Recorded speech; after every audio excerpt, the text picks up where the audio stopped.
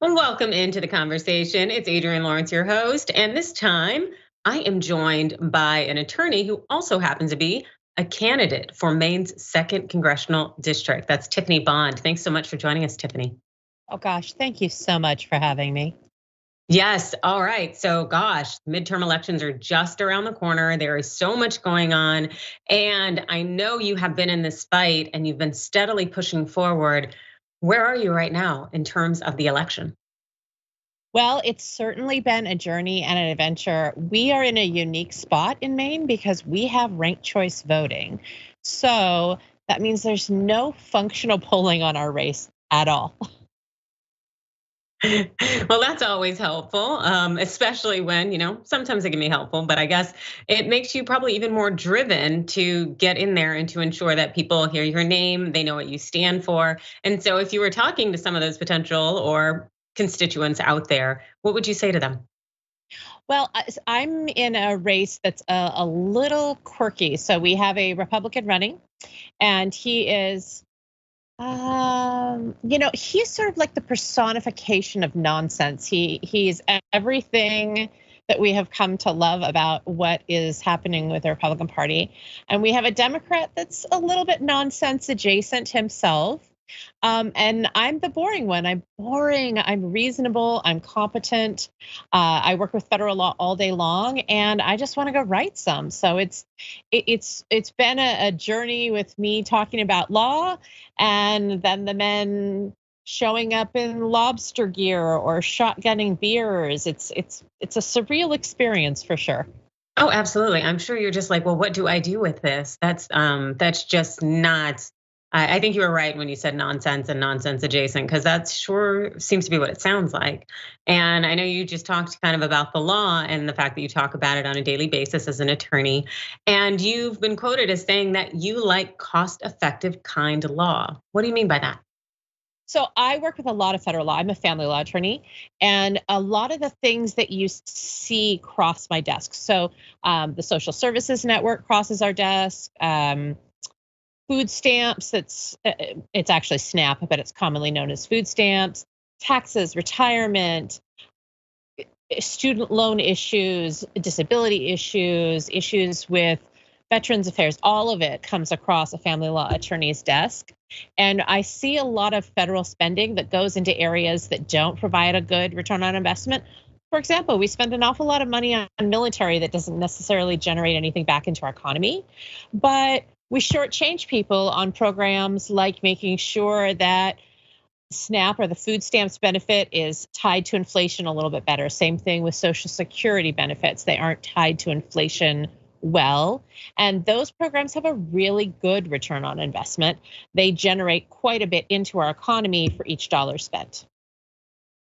And so, as it concerns really reaching and having things resonate with the individuals there in the 2nd Congressional District in Maine, what do you think has been the toughest to get them to see the value in bringing someone who's looking for the return on investment when it comes to public policies and any kind of work that you do to advance them? Honestly, the biggest thing that I butt up against is there is not a lot of coverage of independent candidates, and there is not a lot of coverage of women specifically, especially for independents. I find that almost everybody that I run into is pretty easy to have get on board with the campaign. I have a really high conversion rate of folks I talk to. It's just that there aren't the opportunities in media. One thing that actually, I do 2 virtual town halls per week. And one of the things we've talked about recently, this is not just Republicans, Democrats are also doing it. There is a real inclination to step out of the public debate. There is a lot of pressure to not debate at all. So in the race I'm in, there were 4 debates scheduled. And I showed up to the first one alone. The gentleman did join me for the second one, and then they refused to join me for the next 2. They got canceled. So there's a lot of pressure to not attend sort of the free events that are put on, and instead to just raise millions of dollars in fundraising and have curated commercials instead. And I don't think that's great for our democracy.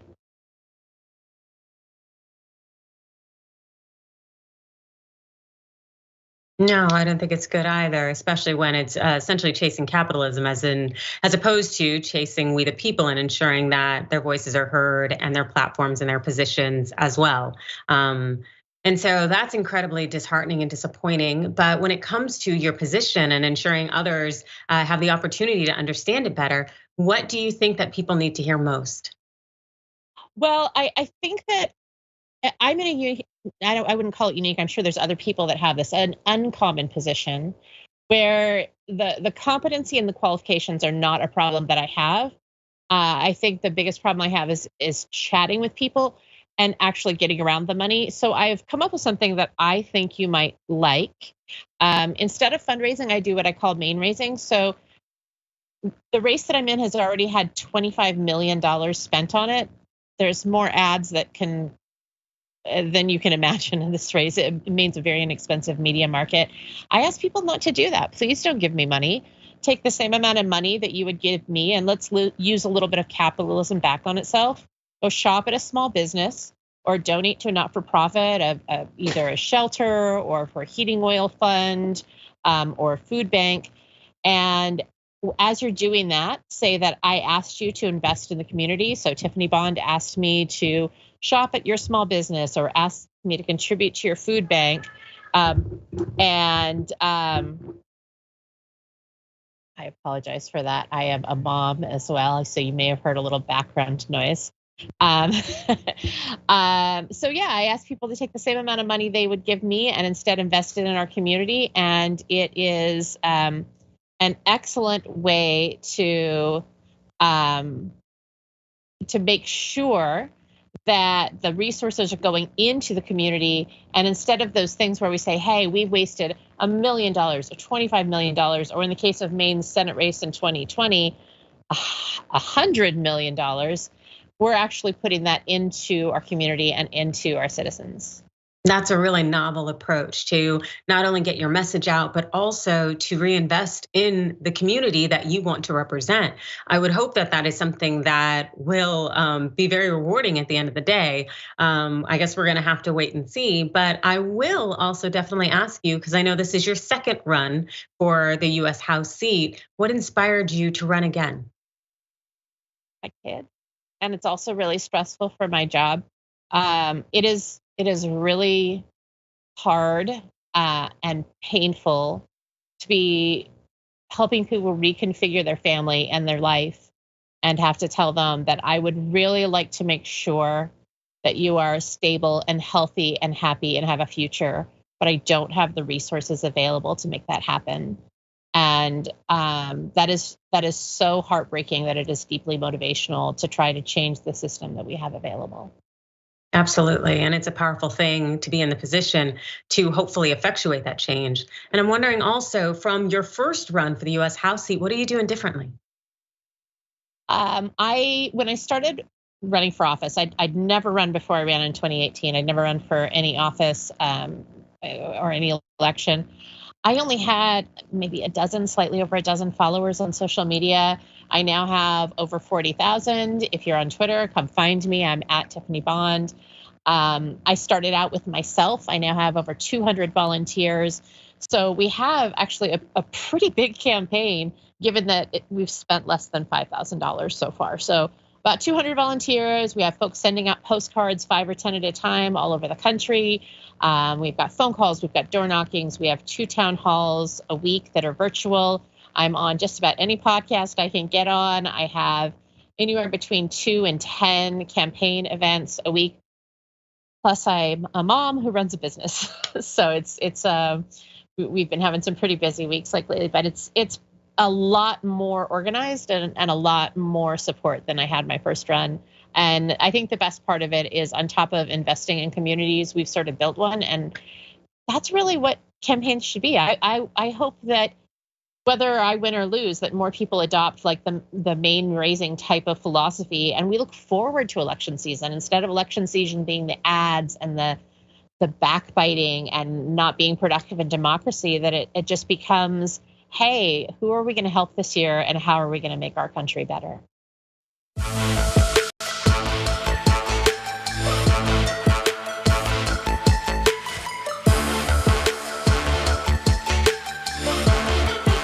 go vote and then go back to work. And he was a gas station clerk. And so people are really hurting, especially with big diseases like cancer. It's not fair that we treat our own people so poorly. And I know we can do better. Another thing that's really important is abortion access.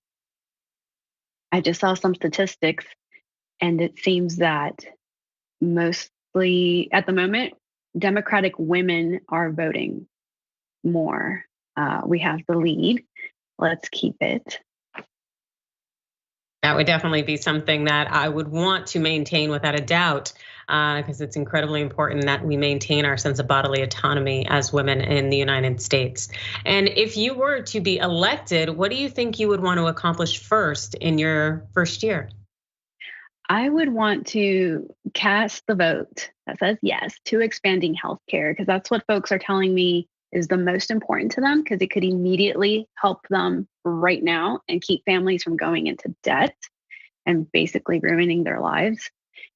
And I will also vote to protect abortion and codify it in our state constitution. And that is really important in North Carolina because we are the last state in the South at the moment. And as goes the South, so does the country. All right. And so when you say the last state in the South, is it the last state in terms of abortion? Yes. And in terms of abortion access, North Carolina at the moment is the only one that allows abortion access. And doctors are even sending their patients from Tennessee across the state border to get an abortion, life-saving abortions. Yeah. Wow, it sounds like North Carolina legislature may have to do something to bolster the social services and other opportunities, because again, if you do have people who do cross the lines or cross borders, then you're gonna see an influx that you're gonna need to be able to support and be ready for.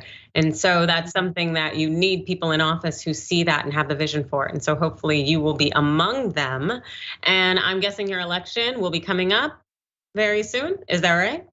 Yes. So early voting has started. I've been at the polls today, poll greeting, and November 8th, when the polls close, that's when we find out if this proof of concept and this progressive grassroots campaign, if it's going to work. But I'm pretty hopeful. It must be pretty exciting as well. Oh, wow. In these final moments on your way, in terms of closing out your campaign, what's been on the forefront of your mind? Well, I have a lot. I'm going to be honest with you. It's been running for office has been wonderful and also challenging. Both my husband and I are working, because I'm still working through all of this. Running for office, what's on my mind is often how can we make running for office more accessible to working class people? As it is probably 80 hours a week. It's a lot of work. And then working, and how are we going to help people? Because I have learned through this process that if we truly want the things that we say we want, we do need more working class people that see it from the weeds and know exactly how to where the cracks are, so that people stop falling through them. But it also makes me hopeful for the future, because so many people are showing up right here in my community. And also enjoy converting voters from one side to the other. Yeah, I would imagine that's a very rewarding feeling and experience. And so as you continue to fight to get the vote and to get the North Carolina House District 74 spot, where can people find you on social media and online to support your campaign and to follow you? On Twitter, it is @ElectCarla. On Instagram, it is @ElectCarla. And on Facebook, it's ElectCarla. So those are my social media channels. And I was able to, I really flew under the radar and grabbed them all up, right? So the website's also electcarla.com. And what we would definitely appreciate right now is donations. This is a grassroots campaign. Every single donation has been from regular working class folks. And it all goes to canvassers. It goes to calling people. So we're putting that money to good use. Fantastic. Thank you so much for joining us. That's Democratic congressional candidate for North Carolina House District 74, Carla Catalande.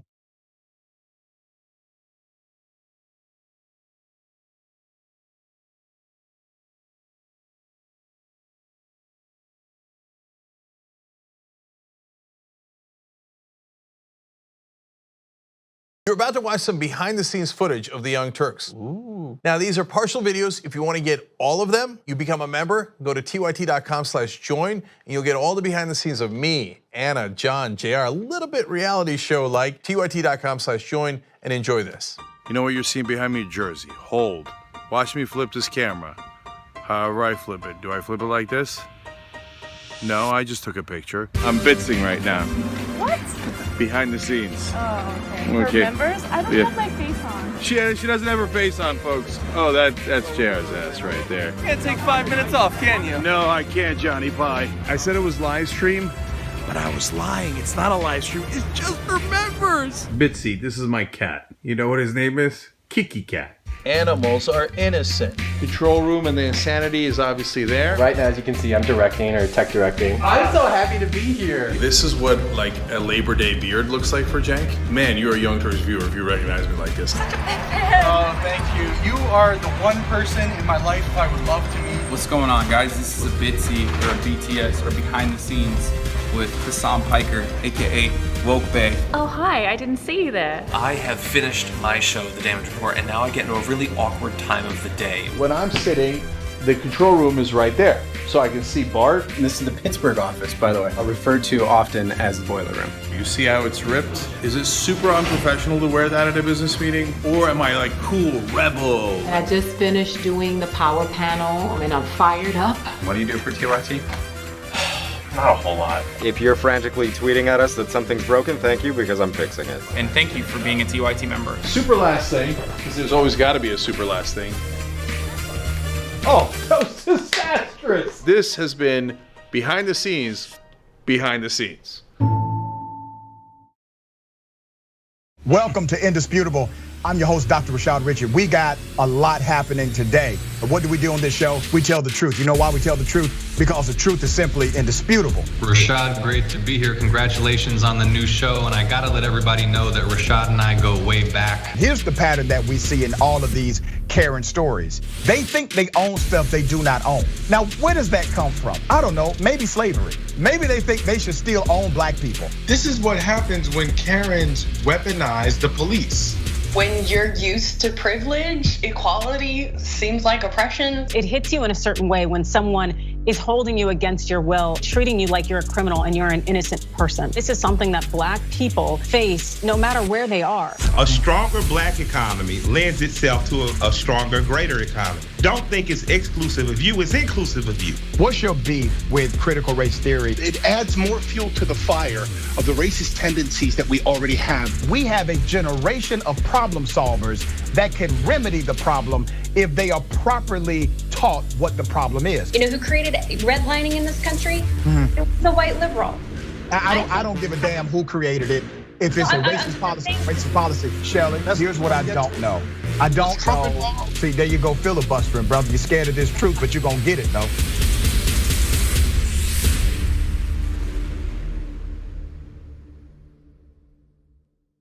Climate is changing fundamentally, extremely, and non-linearly. It's becoming worse now. It's not when the levees burst that is the problem. It's in the anticipation of that. So I hope every human being is safe. And by human beings, I do not include multinational corporations, especially the ones that started climate change in the first place. What we're currently doing right now in cutting emissions is clearly not enough. There will be ramifications to what Trump is doing. I don't want people to suffer, but I feel like there's gonna be a lot of suffering because we have an imbecile as our leader.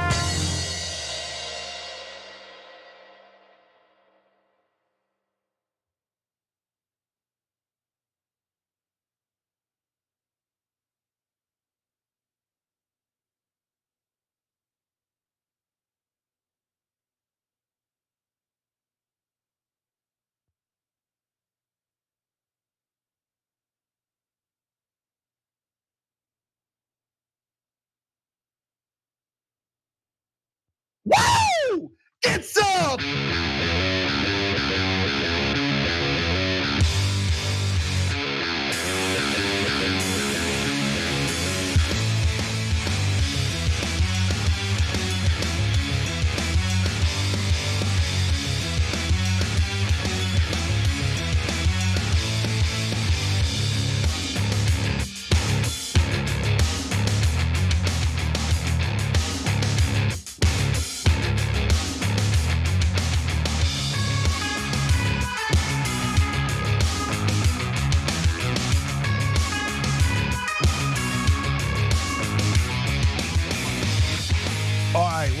Turks, Cenk Uygur, Adrian Lawrence with you guys. We got an exciting show for you all.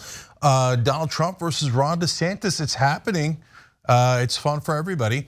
And later in the program, not fun. Kanye West apparently spoke admiringly of Adolf Hitler.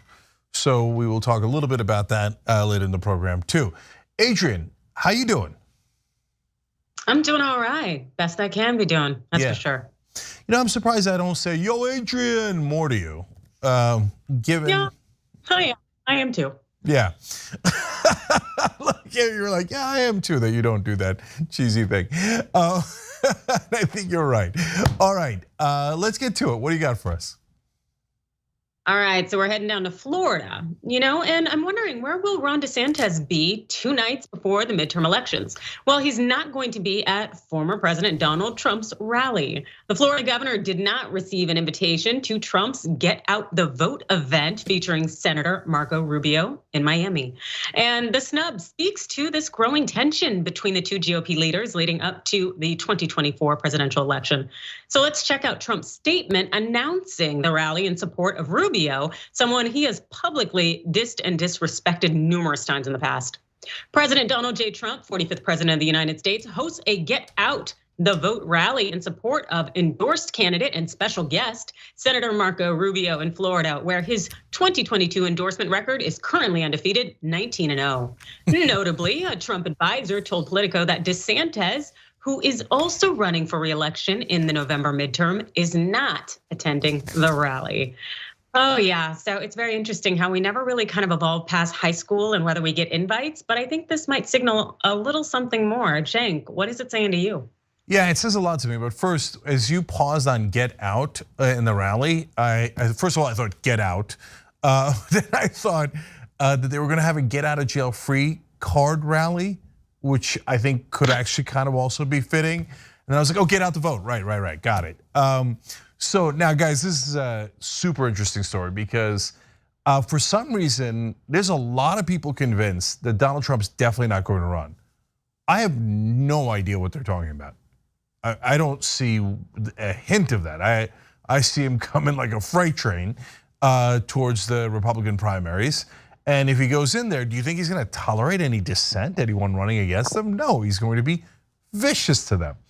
And we've talked on this show about whether Ron DeSantis can stand up to that. And so far our conclusion is a resounding no. And so this is Donald Trump basically marking his territory, if you will. Saying, here, 2 days before the election, DeSantis, you got an election coming up? No, I'm urinating in this corner here. It's mine, okay? And I'm taking all the attention and I'm not inviting you, okay? And this is not remotely subtle. I love how sometimes, I don't know what's wrong with mainstream media, I don't know what's wrong with their heads, but they're like, oh, this is, how do you read the tea leaves? There's no tea leaves, he didn't invite him, and Ron DeSantis is like literally crying about it, he's super hurt. We got more details on that for you guys.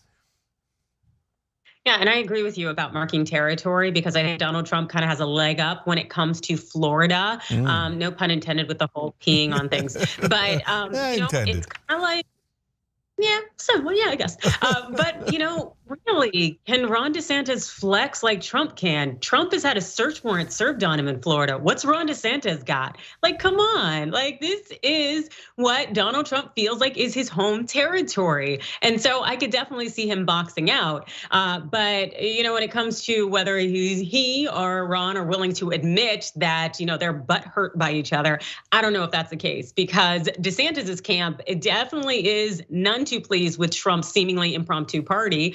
And they're letting people know about it. We know this for Politico.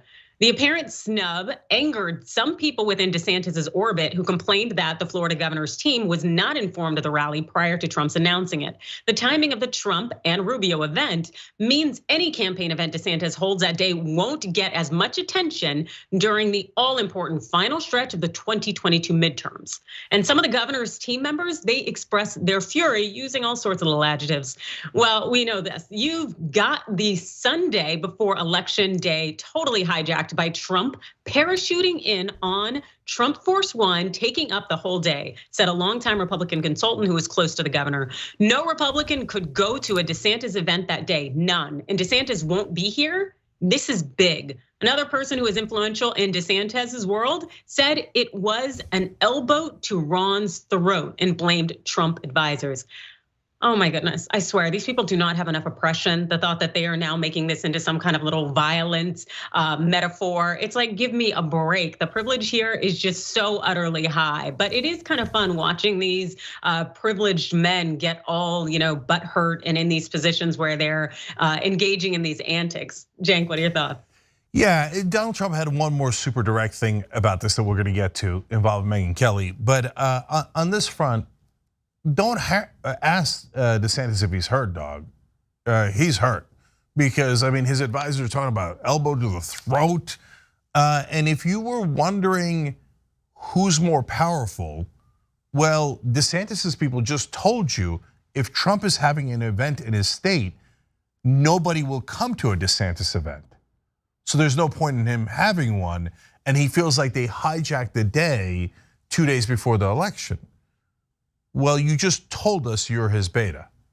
Because if you were the alpha, you would have an event and you wouldn't invite Trump and nobody would go to Trump's event. But now that's clearly not the case. So I'm afraid Trump's gonna take this clip and put it on his platform. But I'm just doing political analysis for you guys. Obviously, I despise Donald Trump. But right now, I don't really think there's a question anymore as to who's the top dog. And Trump is gonna make sure that DeSantis knows it. And this is the moment where DeSantis could fight back, but he ain't going to because he's scared of him. Yeah, exactly. He's just having his minions get out there and not release their names, but complain. And instead, of course, Donald Trump is not trying to play it cool. He's not playing politics. He's putting it all there out on the streets. One Trump advisor said that there's no bad blood between the two, both leading potential 2024 presidential between the leading potential 2024 presidential candidates. Sources told CNN, however, that Trump has complained about DeSantis and indicated he was ungrateful to Trump, who believes he is responsible for DeSantis' success in 2018. And Trump is not hiding his true feelings or trying to play politics again. Late Wednesday, the 76-year-old future felon, I would say, he took to social media to throw fuel on the fire. The former president shared a video from Dave Rubin's recent podcast dismissing DeSantis' chances against Trump in a potential presidential face-off. Is that right? I just don't think anybody else could win if Trump runs. So, and I don't Really? So you think if they got on a stage, you don't think that DeSantis is crafty enough or stands enough to, really? Interesting. No, I don't even think that a little.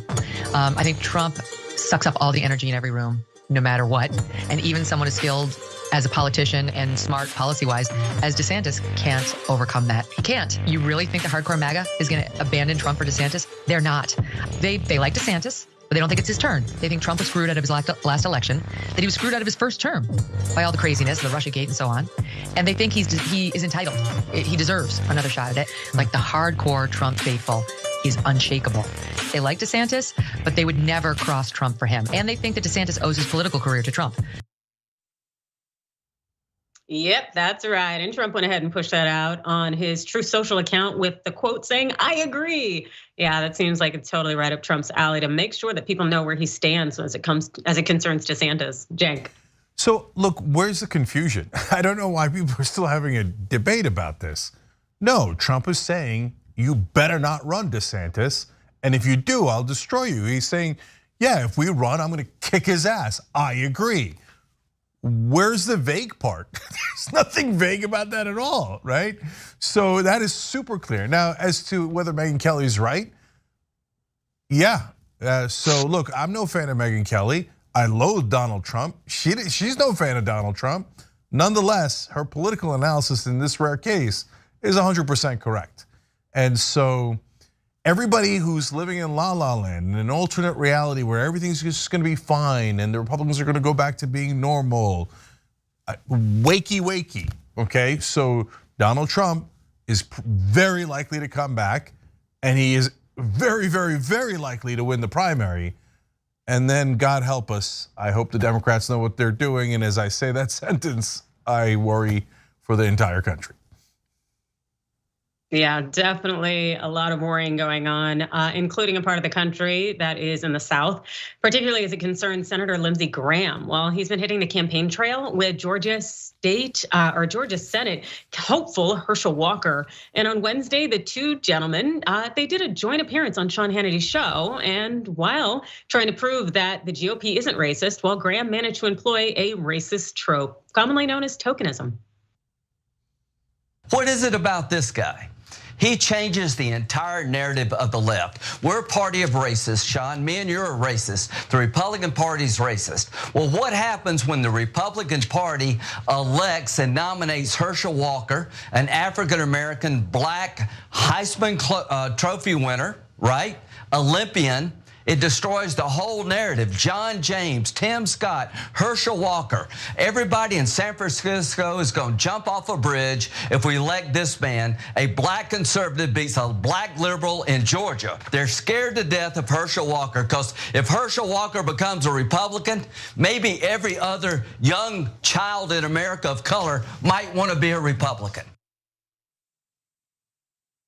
Yeah, so after that embarrassing stunt, Graham seemed to think he had hit it out of the ballpark, and he thought it was a good idea to go ahead and echo the same argument again to a crowd earlier today. So focused on Herschel. They're afraid of Herschel Walker. Because if Herschel Walker wins, that means we're not racist.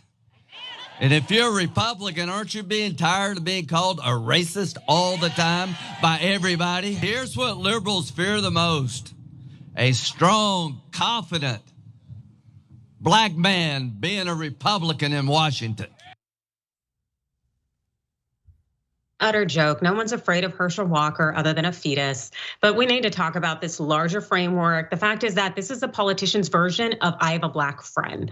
And this whole uplifting black faces to really further the GOP's agenda, well, it doesn't make the party's policies and practices any less racist. And it's kind of a friendly reminder that a lot of people forget is that racism doesn't have to be intentional, and it often is not, because the intent does not matter when the impact is burdening marginalized groups.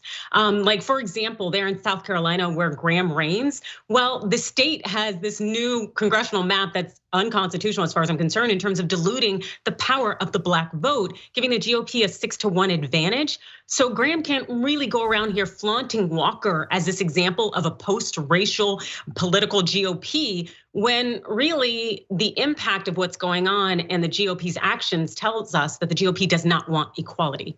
Cenk? Yeah, so I mean, that first clip was unbelievable.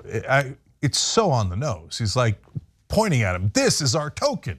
We are going to pretend that we're not racist because we have put up this guy right next to me. Look, he's black and he's willing to say whatever we tell him to say, as long as we work it out for him and he's taken care of, okay? So you see that? Go ahead, hey, go ahead, puppet. Say what we told you to say. And by the way, what does Herschel Walker say? He says the same thing white racists say. Oh, the problem is black culture and the black dads are not around. And then, oops, we found out that it's not black culture at all. It's him. He was projecting all of his vices and all of his problems onto other black people. And why do you think the Republicans picked him? That's exactly why they picked him. They're like, oh, you're gonna blame all black people for a thing they didn't do, but you did. Oh, we love that. What is that? That's literally racism. And so I know it hurts their feelings. I know it does. And so they're like, why don't you just let us say terrible things about black people? We just want to think it. Come on, you know how they are and their culture is, and you know that they're not around, and you know how they are. You're not getting it. That's the definition of racism. You're just not getting it. And you think, hey, listen, I can say all these terrible things, and I could hire Herschel Walker to say them for me. So I mean, it's kind of a political blackface, right? Here, like Lindsey Graham's putting Herschel Walker in front of him and saying, okay, now look at what the black guy is saying, okay? And guys, that doesn't absolve you, it only makes it worse. And they say all of these awful things about black folks, and then when you say, hey, that's racist, they go, whoa, whoa, whoa, you're hurting my feelings. What about the feelings of the other people that you label and stereotype and say all these horrible things about? No, your feelings don't count. Only right-wing white feelings in the South count. It's absurd. And then one more thing about this. So they do voter purges in Georgia. Brian Kemp's famous for that. He did it before the first Stacey Abrams race. They're still doing it, and it mainly targets minorities and especially African Americans. And they go, yeah, I know we're taking your voting rights away, but we got a black guy to do it for us. That doesn't make it better, man. It just doesn't. I know you want to feel better about it, but no, sorry, no deal. And Herschel Walker just sitting there, taking it and saying, oh yeah. It's just, I don't want to say anymore, it's just disgusting. Absolutely, and the thing is, he's not very far off from Kanye. He's just a puppet of the system. And the thing is it's not just Graham out there of the GOP. Republicans are often out here trying to use black conservatives as props, really, to advance their agenda. And one of the obvious examples that we have is from 2016, when Donald Trump literally referred to a supporter as my African American. We had a case where we had an African American guy who was a fan of mine.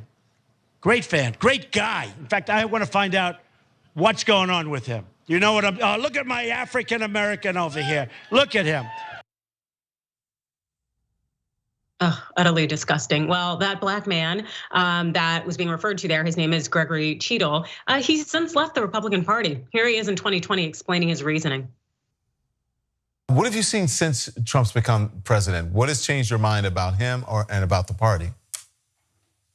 Well, I mean, he and the party have just shown that they have no interest in any other group but whites. You know, whites are the primary group. Everyone else may get crumbs, but his whole agenda is targeted toward benefiting whites, and that for the GOP as well. Yeah, I don't know how this came to this sudden epiphany as opposed to just decades on decades of the legacy of the GOP, but hey, to each his own. I do find it very ironic how the GOP often will denounce any kind of use or reference of race, but then all the while you have Republicans like Trump and Graham and others out there who clearly are using race for their political gain. It just, we get to clearly see who these people are, and it's disgusting. Cenk. Yeah, look, it wasn't a gaffe. He said, that's my African American. And he didn't say, oh, I'm sorry, I didn't mean it that way. He never apologized for it. He never explained it. He just figured, hey, you're mine, okay? And I've got one. There he is, my African American, right? It turns out he wasn't his African American, as you just saw. And I think there used to be like black businessmen, et cetera, that were Republicans. And when I was growing up, and that, look, you could argue that they were wrong back then, right? You could argue I was wrong back then. But now, as this gentleman is saying, there's no subtlety left. You know, there's no, hey, I'm economically conservative. Hey, I'm this or I'm that. No, they're just flat out came out of the racist closet and they're over the top with it. So if you're still in that group, all right. I mean, hey, everybody makes their choices. I hope you can live with yourself. But for the rest of us, the people that live in the real world, reality-based world, none of this works. It only makes it worse. And their policies are the same exact way and discriminatory against African Americans. And it doesn't matter if they got a guy who's black to say it for them. And I'll end on this, Adrian. look, you guys have seen them do this on Fox News. You've seen the Republican Party do this for decades. They will pick one guy from each race, then they'll pick a woman, and they will have that person speak out against their own group. It's almost like hostage videos, except to be fair, they pay well, right? So it's the oldest trick in the book. If any, pro right-wing Israeli advocates will always bring on some Muslim guy to go, Israel is right, Palestinians and Muslims are overly violent, it's their fault, it's their religion's fault, they deserve it, right? And then they go, what, a Muslim said it. I mean, it's just the oldest trick in the book. And so if you're still falling for that trick, you kind of want to fall for it. Yep, that is absolutely correct. Oldest trick in the book. And so it's sad if anybody is listening to Lindsey Graham as opposed to maybe listening to common sense. But, well, we will be back shortly after this.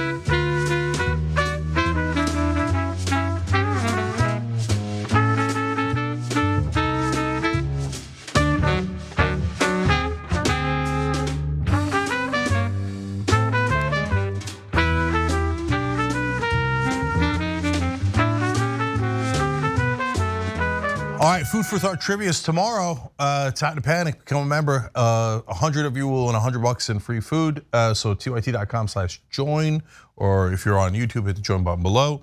And we'll do the trivia question tomorrow. It's gonna be a tough one, I saw it today. I had trouble getting it, let's be honest. Ooh, okay, but 100 of you will win nonetheless. Boomer Dragon Cat's one of those members. They wrote in, Cenk and Adrian, it's gonna be a great show. Hi all, thank you, appreciate it. Mickey C, the silver-haired dragon, wrote in, oh goody, we will get to see little Marco Rubio kiss Trump's ass for calling him that. Like JD Vance kissed Trump's ass for publicly stating JD kisses his ass. LMAO. My A is exactly in the same place. Off. So you're right, I hope he does something wonderfully demeaning and humiliating to Marco Rubio as well. Tucker Carlson writes in, DeSantis can definitely withstand Trump's bullying. They're polling close today with 2 more years of Trump crying while DeSantis is passing bill after fascist bill. By election day, Republican voters are gonna know that DeSantis is every bit as bigoted and more than Trump. That's all they care about. Nope, I don't agree. So it's a perfect, it turns out it's possible to have perfectly reasonable disagreements, right? So does anybody know for sure? Of course it has, that race hasn't happened yet and they haven't even entered yet, right? Now, having said that, I think Trump is their Jesus. So it's like one of the apostles trying to take down Jesus. And you might think that's an extreme analogy. Have you seen MAGA? Have you seen the Republicans and how they worship Trump? So I think he's gonna I think DeSantis is gonna wet himself and not even enter the race if Trump goes in. Textan says, so is Lindsey Graham Herschel Walker's attorney now? It did kind of look like that a little bit. Gabby Marita said, I have an idea. Maybe if you're tired of being called racist all the time, stop saying and doing blatantly racist things. Gabby's always smart, always coming up with these ideas. Here we go, Eldermind Pulse on Twitch said, Cenk, first welcome back, thank you. I just saw your interview with West Virginia Can't Wait candidates you had on the conversation. I'm in West Virginia, and it was awesome to see West Virginia state politics reach a more national profile. I would love to see you interview Stephen Smith, West Virginia Can't Wait founder and former governor's candidate. I did, I've interviewed Stephen Smith before. In fact, I was gonna interview him and he asked me to interview those guys instead. And so it's a great movement, I love it, keep going. Populist and progressive, that's exactly right. And West Virginia can't wait for an actual populist challenge from the left and not the right. Cater66 says DeSantis can get back at him by sending his goons to collect. Trump never pays the venues for his rallies. That's true, but again, DeSantis doesn't have that kind of courage. That would be amazing, but I don't think he has it in him. Dissident PM makes a good point. This is the eternal conundrum with being a fascist. It's not a team sport. There can only be one. That's exactly right. And speaking of the conversation, when I interviewed Curtis Yarvin, who's pushing the monarchist line that Republicans love so much, Like, how do you know the dictator isn't gonna take you out? They don't.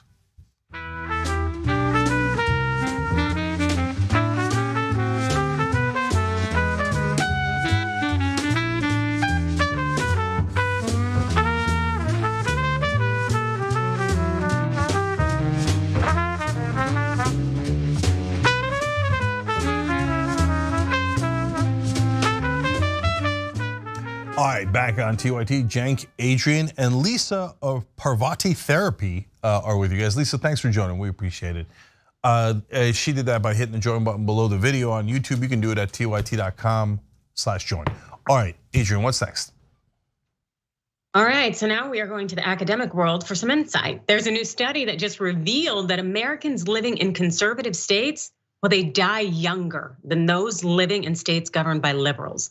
And this study was conducted by a group of academics from schools ranging from Harvard to Syracuse, University of Texas at Austin, and so on. And their findings, which were published in this inclusive journal called Plus One, well, they were quite sobering. But before we hit the findings, let's look at what this study's goals were. The study centers on two main questions. First, how were state policy context associated with working age mortality in recent decades? Second, how might hypothetical changes in state policy context affect working age mortality? For both questions, we focused on adults ages 25 to 64 and conduct the analysis separately by sex. The findings provide new insight into how state policy contexts are associated with working age mortality and how changing those contexts might save lives. So what were the research findings here? Well, simulations indicate that changing all policy domains in all states to a fully liberal orientation might have saved over 170,000 lives in 2019, while changing them to a fully conservative orientation might have cost 217,000 lives. Results show that the policy domains were associated with working age mortality, meaning people of working ages were more likely to die in conservative states or states run by conservative leaders than liberal. But there were some interesting findings when it came to specific policies as far as it goes conservative and liberal. As noted in The Guardian, bucking the trend, the study found that more conservative marijuana policies were associated with lower mortality rates. But it also found that more liberal policies on the environment, gun safety, labor, economic taxes, and tobacco taxes in a state were associated with lower mortality in that state. Especially strong associations were observed between certain domains and specific causes of death between the gun safety domain and suicide mortality among men, between the labor domain and alcohol-induced mortality, and between both the economic tax and tobacco tax domains and cardiovascular mortality. So, what is the spread here in terms of the left versus the right when it comes to leadership in the United States? Well, according to the National Council of State Legislatures, as of June, Republicans controlled 61% of state legislatures and Democrats at 35%. And in terms of whole state governments, Republicans controlled 46% and Democrats 12%, with 12 states divided. Basically, the read is that these conservative policies that are extremely limiting in terms of things that impact our life and our health and our existence and interaction with each other, it's more likely to lead to death than if we have more liberal-oriented policies that really seem to focus largely on protecting we the people. Is that your read too, Cenk? Yeah, absolutely. So there's a couple important things here. So number one, it's pre-COVID. So this doesn't even include the COVID numbers, which would skew this way more and make it far worse for the red states. And so there's a couple of different conclusions that you can reach from this. One is that the Republican-led states just simply care less about the lives of their citizens. They care more about their donations. So I'm going to get to that in a second, because I think that that's the real big issue here, the underlying issue, right? And you're going to see it's not just the red states. America as a whole suffers from this when compared to other countries, because we live under corporate rule. And this is what corporate rule does to you. But I want you to understand that the study is unbiased. Now look, for rational people, all these folks that are working on this aren't making it up. etc. Right? But I know that these days you have to also talk to the folks who are very skeptical about everything. Oh yeah, Harvard and all these different colleges. I bet they all got together in a room and just made up numbers, right? People actually believe that. But in this case, if that was true, why would they make up that more marijuana usage and making it legal leads to a worse result? You know, if they were making it up for the liberals or the left or whatever your fantasies are, right? So when I read that, I was like, oh, that sucks. I wish that weren't the case, right? But it is, and unlike the right wing, you guys, you cannot be like the right wing. Do not be like, nope, my team, only my team, facts be damned, right? So that's a fact, and that's a concerning fact, but it is what it is. So, okay, and that doesn't mean, by the way, you change the policy instantly, no, but you factor that in. That's a data point that's really important, okay? So why am I relating it to corporatism? Because why do they pass those laws? Why do the blue states pass laws that are more effective in serving the voters and literally keeping you alive, and the red states don't? Because the Republicans take more donor money. And what do the donors want? They don't want you protected from environmental pollution, because they're the ones doing environmental pollution.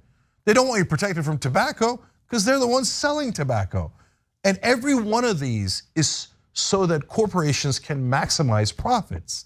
And they paid the Republicans, and the Republicans said, absolutely, we'll have no limits at all. Now, unfortunately, they also paid Democrats.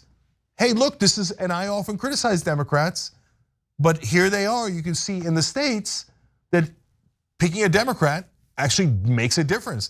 You might literally live a couple more years if you do on the state level, right? So that's amazing. So credit to the Democrats for clearly being better in this regard, not necessarily on all issues or at the national level, but very specifically at the state level here. But good, great, right?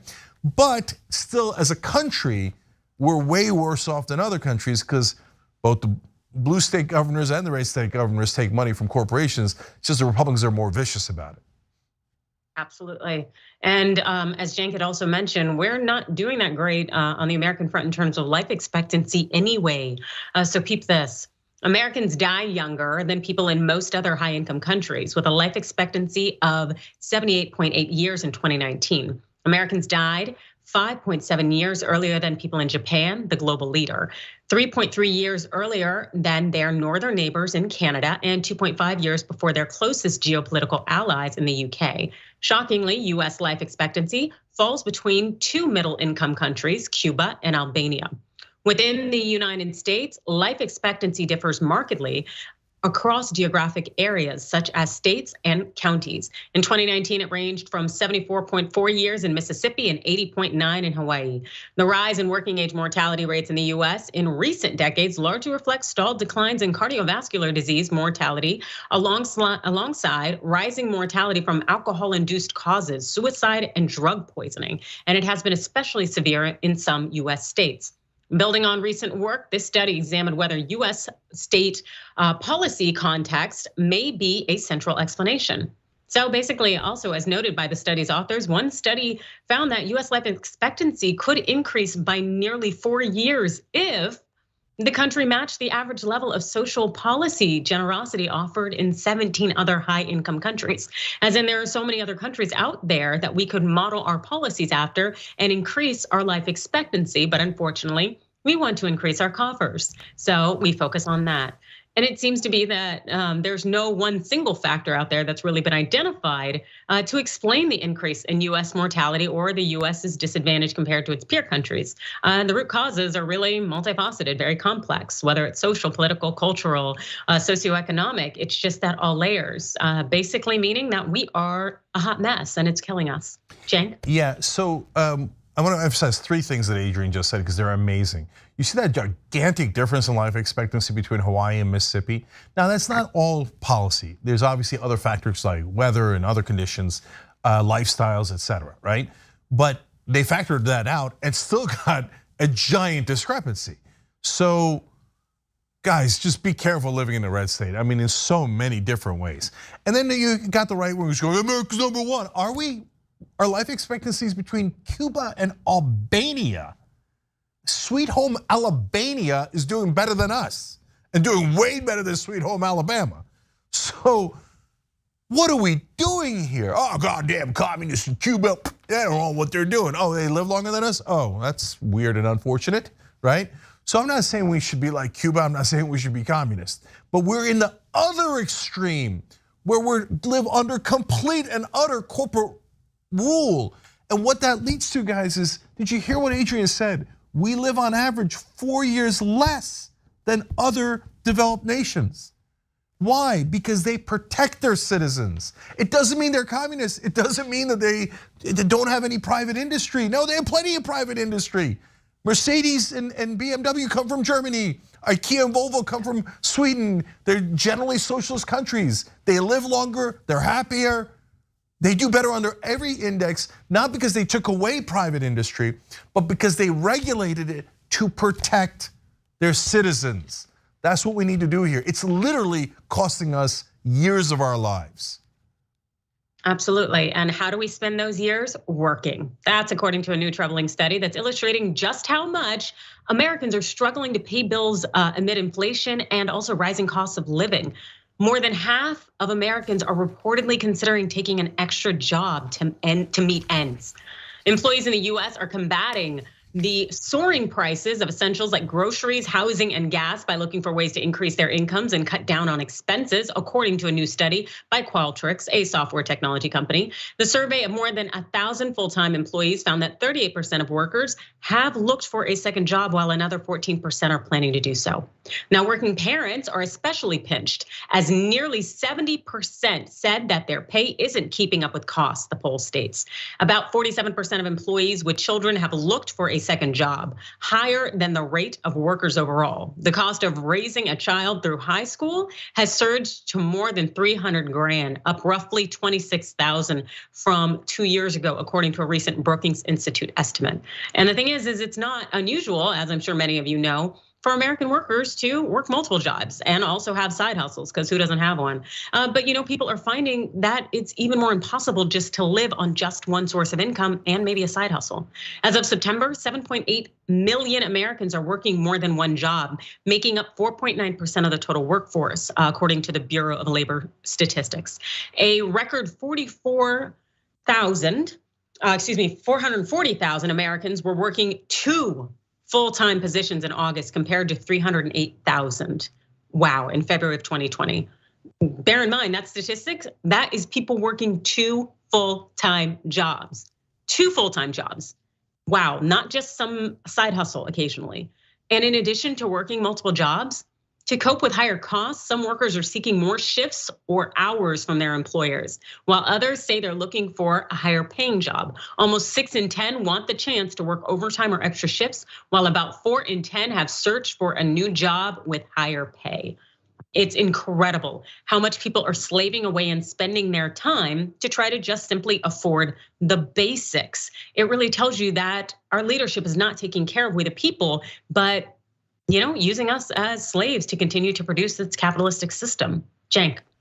Yeah, so in the old days, we used to have one person working in the family. Okay, now, was that ideal? No, because women generally didn't have the freedom to work at way back in the day, right? It's actually not way back in the day, it's just a little back in the day, right? So then we allowed that freedom, that's great, that's wonderful. The problem is that corporatism started to take over, and then you couldn't keep up with any of the costs, right? And the companies figured out ways to squeeze not just their customers, but their employees. And they created this vice grip. And then they took over the government, and the government let them do whatever they wanted. So then all of a sudden, it wasn't optional anymore. You had to have both people in the marriage or relationship working.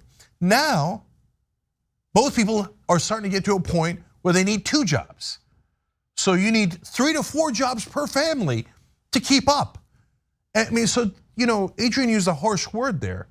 But I mean, whatever you want to call it, indentured servitude, oppression of any sort, it still is the same idea. Back to the mines, back to the lines, okay? The assembly lines. And there's no government to protect us, there's no one to help us. So they're extracting all of the wealth. By the way, they're also killing our competition, which is against capitalism, because this is corporatism, where corporations try to establish monopolies and the government helps them to do that. And they also have leverage over their own employees. For example, once your health insurance is tied to your your employer, it's harder for you to leave because your life might literally depend on you staying with your employer. Well, now they got you. You want to say that's a shackle, a chain? Well, in a sense it is, isn't it? Right? If you lose one job, you're screwed. A lot of people can't afford $400 hit to their pocketbook. That will send them into bankruptcy, into being broke, having no money in their bank account. It's like 40% of the country. So this is the giant disconnect between Washington and the rest of the country. Look at that first number Adrian read to you. 38% are doing it now, and 14% are thinking about doing it. That's 52%. That's more than half the country saying, I need a second job. And a lot of them have partners who also need a second job. And meanwhile in Washington, they don't understand that at all. They're like, okay, well, who should we blame on for inflation? Should we blame the Federal Reserve for printing trillions of dollars and handing it to the banks? No way, no. Should we blame the oil companies, which we're gonna get to in a second, that are having record profits? No way, no. Whose fault is it? The workers, their wages are too high. So the Republicans say insane things like that, and the Democrats don't push back. And so here we are. I mean, I remember when inflation broke out, we showed it to you here on the Young Turks. It wasn't just Fox News, it was Fox News, CNN, and MSNBC. All of their pundits, all of their anchors say, the wages are too high, that's what's causing inflation, wages are too high. Does it look like wages are too high? That's an insane point to make. Absolutely, and the thing is that study does not necessarily indicate in terms of the race and gender divide, because the reality is we know that women and also individuals from marginalized racial groups make less money. So you might be working just as much, but you're making maybe a dime on the dollar, so to speak. And thus you have to get another job and work more. And if research for my book serves me correctly, it's also a reality that Black and Hispanic women are more likely to have multiple jobs than anyone else. And it just tells you that there is a segment of our society that is grinding and has been grinding for a very, very long time, working multiple jobs to make ends meet. And yet no one has really responded. But now that we are just about all in that same boat, now it's getting more attention. And something that's also getting attention is oil companies and the fact that they are making so much money hand over fist while people are struggling to be able to afford gas to put into their cars. We just found out that Shell, one of the oil and gas super majors, they call them, well, the numbers came out today, and Shell will buy back $4 billion worth of shares and increase its dividends by 15%. After posting another gigantic quarterly profit thanks to strong oil and gas prices. The additional buybacks will increase total share purchases for the year to $18.5 billion, some 10% of the company's share capital. And entities like Shell, they're able to do these stock buybacks because of their sky-high profits. CNN also said this: the UK company posted net income of $9.45 billion. In the third quarter, more than double the $4.1 billion it recorded a year ago. The result was driven by a strong performance in its oil, exploration, and production business, Shell said. The third quarter performance means that Shell has reported profit of more than $30 billion for the first 9 months of the year, 58% more than it recorded for the whole of 2021. It posted a record 11.5 billion profit in the second quarter when oil prices were above $100 a barrel. Basically, oil companies are advancing their executives and investors using inflation and global instability as a cover, while American consumers are struggling getting multiple jobs because of the exorbitant prices are out there. This is an absolute joke, and our leadership is not protecting us. Cenk. Yeah, so a couple of things to emphasize here. So why are the oil companies making money hand over fist or over barreled? Because of supply and demand. So it has to do with a little bit about the Ukraine war. It has to do with OPEC restricting the supply, et cetera, right? So that's simple economics. Now, that's not the controversial part. So but remember, those market forces allow them to set a higher price. But they still choose to set that higher price. And if you say, well, of course they're gonna choose to set the higher price, for the same cost, they're gonna have a much larger profit. Well, of course you're right. That is how corporations work. I understand that phenomenon, and whether you can live with that phenomenon is a different thing, because some people say, hey, we should do a windfall tax, et cetera. So that's an interesting conversation.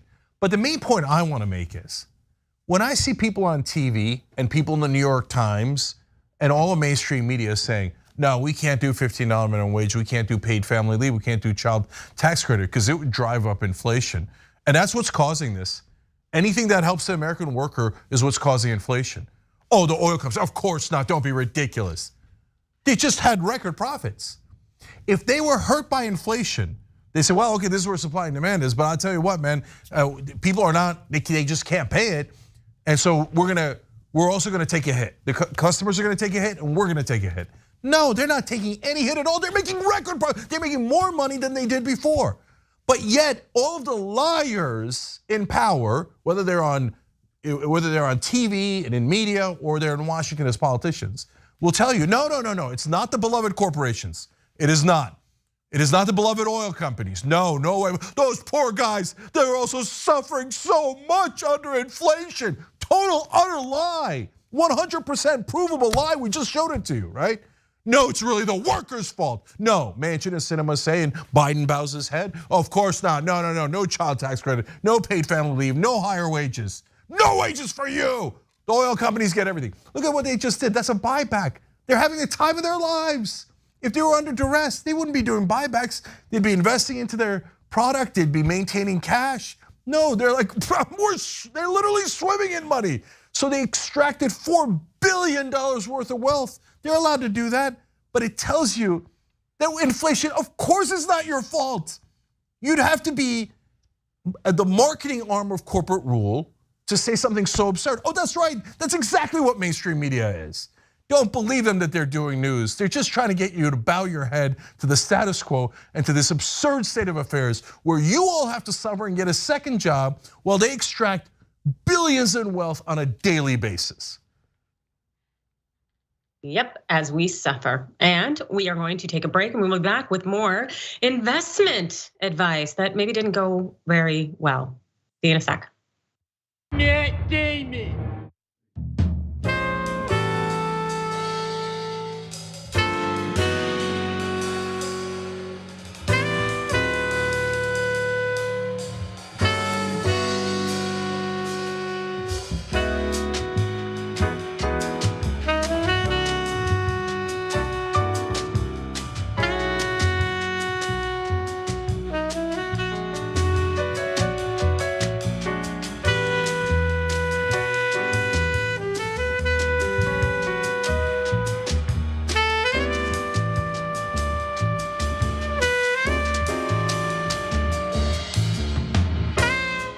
All right, back on TYT here. Hey guys, don't forget to watch all of our programs. Starts at 9 a.m. Pacific, noon Eastern with Watchlist. That's youtube.com/watchlist TYT. That's Jared Jackson's show. Get caught up on all the news, all the videos of the day. And then Unbossed launched just a little while ago. That's Nina Turner's show right here on the TYT network. youtube.com/Unbossed TYT. Check that out every day at 4 o'clock Eastern, 1 o'clock Pacific. You're gonna love that show. All right, let's go to YouTube Super Chat. Prague, Kansas wrote in, don't forget the US has had legalized bribes since 2010. Better countries don't. Well, that's actually the whole ball of wax. That is exactly right. I explained that in great detail, with one exception. It actually didn't start in 2010 with Citizens United. It started back in 1976 with Buckley v. Vallejo. So justiceiscomingbook.com, it actually is finally coming in. I turned in the manuscript yesterday. So it is in fact finally coming. It's still gonna take a long time to print and do all that stuff, but you can pre-order if you want at justiceiscomingbook.com. Stone Canuck writes in, I imagine that the fact that Dem states have more programs to help the underprivileged access medical care, et cetera, would have a lot to do with these results. That's 100% right. Out of spite, even though the federal government would pay for most of it, Republican governors say, oh no, I don't want Obamacare. I don't want the federal government helping. And they literally let their citizens die. They're deeply sick people, but our media says they can't tell, 50-50. Oh, we let you die early, we protect you. I can't tell, 50-50. Maybe we should do somewhere in the middle. Instead of letting you die 4 years early, we'll just let you die 2 years early, okay? That's mainstream media for you guys. Nicolette Herades wrote in, Brett still has me singing my buddy song. I don't even know how to sing it. I don't know why I tried to sing it. I will never look at DeSantis the same way, thanks. Oh yes, from Old School the other night. That was hilarious. If you remember, check that out. We had 2 fun episodes with John and Brett. TYT.com/join to become a member. Dragon Reapers makes a great point. Graham didn't even let Herschel say it. He spoke for Walker. Yeah, he was just like, oh yeah. Here's what the black guy's gonna tell you. Tell him how bad black people are. Oh, never mind, I'll say it. It's just absurd in every way.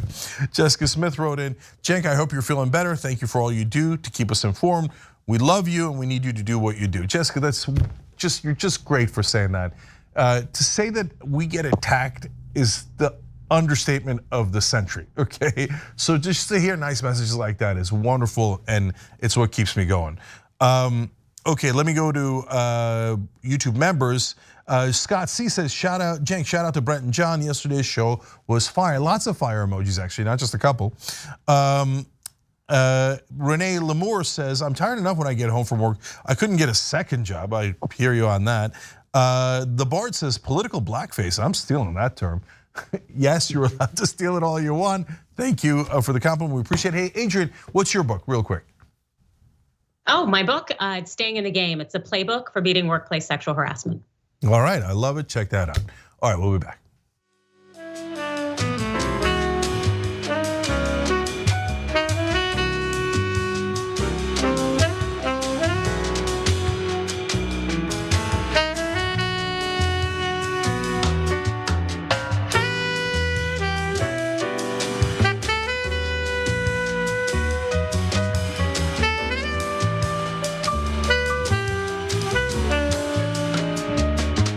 All right, back on TYT, Cenk and Adrian with you guys. Check out Adrian on Rebel Headquarters. She does amazing videos there, great job there.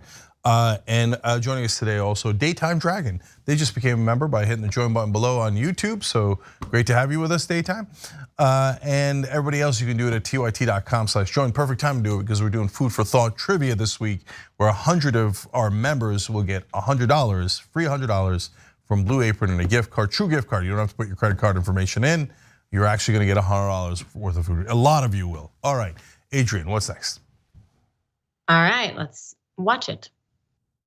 History is filled with almosts, with those who almost adventured, who almost achieved, but ultimately, for them it proved to be too much. Then there are others, the ones who embrace the moment and commit. Yeah, that was Jason Bourne running the hustle of his life. Yeah, that's how the now infamous Matt Damon Crypto.com ad, well, that's how it started. And we know now how it ended. It did not end well for anybody who actually invested and took that actor's advice. Oh, it aged incredibly poorly. And that ad had aired just about a year ago to the day. And so before we give you the update about how people, how things turned out for the investors, let's finish watching the rest of the ad. And in these moments of truth, these men and women, these mere mortals, just like you and me, as they peer over the edge, they calm their minds and steel their nerves with 4 simple words that have been whispered by the intrepid since the time of the Romans. Fortune favors the brave.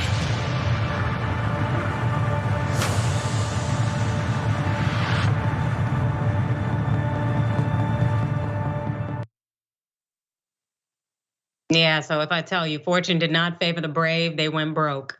Per The Intercept, on the day that the ad was released, which was October 28, 2021, Bitcoin, the most famous cryptocurrency, was trading at $60,000 a piece. As of the moment this was published, 1 Bitcoin cost $20,000. That means that if you were encouraged by Matt Damon to buy $1,000 worth of Bitcoin last October 28th, it would now be worth about $342. Yeah. So you're probably wondering whether Matt Damon at least made some money from this stunt. And this is what we know. It's unclear how Damon was compensated for the ad. A Bloomberg article from last October 28th says that Damon is an investor in Crypto.com, but not whether he received shares from his work. It also says that Crypto.com made a $1 million donation to Damon's charity, water.org, although it does not state that this was in return for the ad. I've never done an endorsement like this, Damon is quoted as saying. We're hoping this is the beginning of a great long-term collaboration. Yeah, no, not at all. Well, Damon, he's really far from the only celeb out there looking for a quick buck off of crypto. This per the New York Times. Last June, Kim K promoted the little-known token Ethereum Max on Instagram after her post went up. The value of Ethereum Max cratered, dropping by 98%. A resulting class action lawsuit accuses Kardashian and other Ethereum Max promoters of aiding and abetting a pump and dump scam. Her attorney describes the allegation as without merit and says they will defend the action vigorously. Because attorneys always say they're going to defend an action vigorously, it don't mean nothing.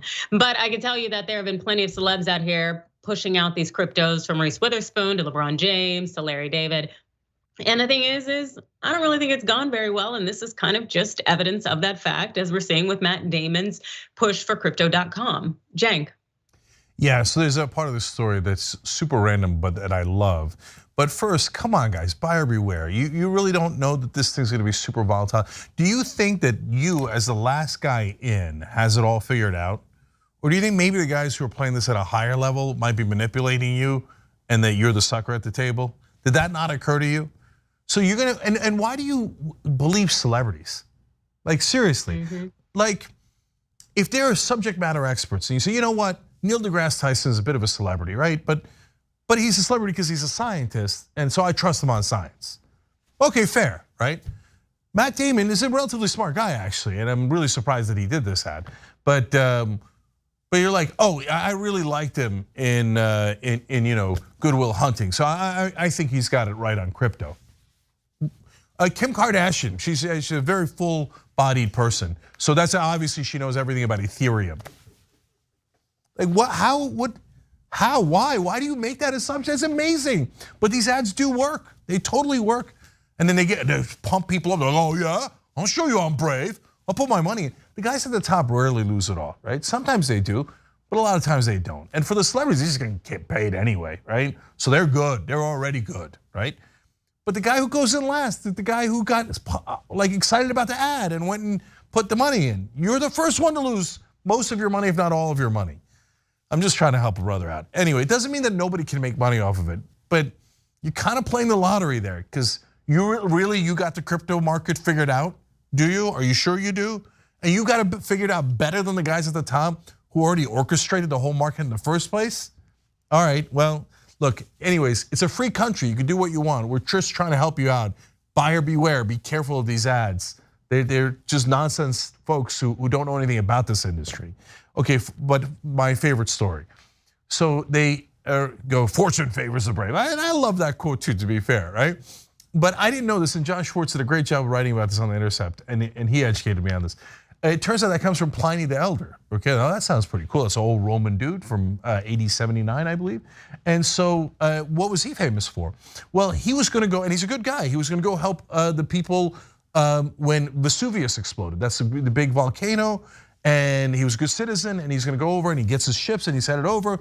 And then as they're getting there, it looks really bad, right? And a lot of people on the ship are like, Captain, I think we should really turn around. I think we might die too. And his helmsman says, no, fortune favors the brave. And they go forward and they all die. Awkward. Yeah, what is the fortune to be gained there? Like a pat on the back, like get out of here. Why am I gonna risk my life and go into this clearly volcanic like chaos? What's the fortune there? I don't understand. No, so that's why it's hilarious that it's connected to that story where the fortune did not favor the brave at all. Okay, death favored the brave. That's what happened, okay? So in this case, I mean, it was kind of, it's just such on the nose analogy, right? No, a crypto volcano, let's head right in. I think we got this. Yes, and they got this in terms of a crash. It hurt so many investors, and some frauds are still out there really trying to scam people. For example, here's Jim Messina, former Obama advisor turned crypto peddler, and pitching Bitcoin on Fox News. very much pursuing, the blockchain, the whole technology. We've got, crypto. Some people are loving it. Some people are hating it. They say its time has passed and all. Where are you on this? Obviously a big, proponent here. Right. Where do you see it going? Look, I think blockchain and crypto is one of the most exciting developments in our lifetime. I think when this is all over, we're going to be known, this generation, for COVID and for reimagining our financial system. I'm incredibly bullish on this. I think it's good to have a crypto winter, getting rid of some of the BS projects that are out there. What about Bitcoin itself? Look, I'm bullish. I'm buying Bitcoin right now. I think, anything. So in and around $20,000, can I ever get back to 60 some odd? Oh, I'll bet you my Porsche gets back to 60. Really? Yeah. Okay. Absolutely. Life truly is good if you have that to bet. Yeah, I wonder how things are for him now. I'm sure he did have the best of intentions, I'm sure, going into this, but let's be real here. That stuff tanked. It was not a good look. Jake, any closing thoughts? Yeah, Jim Messina is a corporate goon. So, Neil Cavuto said he's a big proponent of it. He's not just a proponent of it, he's a very literal lobbyist for crypto. Isn't it amazing they never label people on cable news or mainstream media? Yeah, this guy's going to try to scam you on behalf of crypto because he literally gets paid to do that. Oh, Mr. Expert, what do you think? You're a big proponent, okay? And I told you guys about Jim Messina. We've been doing this show forever. So he's one of these corporate Democrats that worked for Obama. He was deputy chief of staff, and then he was his campaign manager in 2012. So in Washington, he's considered a demigod. They're like, oh, Jim Messina, and he worked for Obama. He's such a good guy. He's such a good, now he's going around working for right-wing, atrocious characters all across the world. He works for any corporation that'll buy his ass. And he's like, crypto, you're all gonna lose your money. Yeah, but do I get paid? I got paid a lot, didn't I? Yes, right? And this, he's a prototypical corporate Democrat. He makes Terry McAuliffe look like a progressive. So this is who they are. And by the way, the next time we'll get into a political debate with Jim Messina, and he will say, no, of course the Democrats should surrender to Republicans. Oh, there's nothing they could do. Did we get the tax cut? Yeah, we got the deregulation. Yeah. And we'll call it out, and people will be like, you can't say that about Jim Messina. He worked for Barack Obama. He's such a saint. No, he's a corporate goon. And he just showed you, are you kidding me? I'll bet you my Porsche. And he says it with a straight face because everybody in Washington is super rich. And they don't think that that's a big deal at all. We just did a story for you saying now 52% of Americans are thinking of getting a second job because they're dying out there. Okay, we did another story that shows you life expectancy in America is 4 years less than other developed nations because we live under corporate rule and we don't get protected from anything, tobacco, environmental regulation, nothing. We get no protections from our so-called representatives because they're crooks like Jim Messina. And then they go around going, oh, well, I'll bet you a Porsche, I'll bet you a Bentley. Oh, I'll meet you on the yacht. And they say it on goddamn TV, rubbing your faces in it, because they think, what? I don't understand why people are complaining the stock market's up today. We're sick of these guys. It is incredibly disheartening, but I guess I don't have time to fix the world right now because I got to go to the dentist, so I got to pass the torch.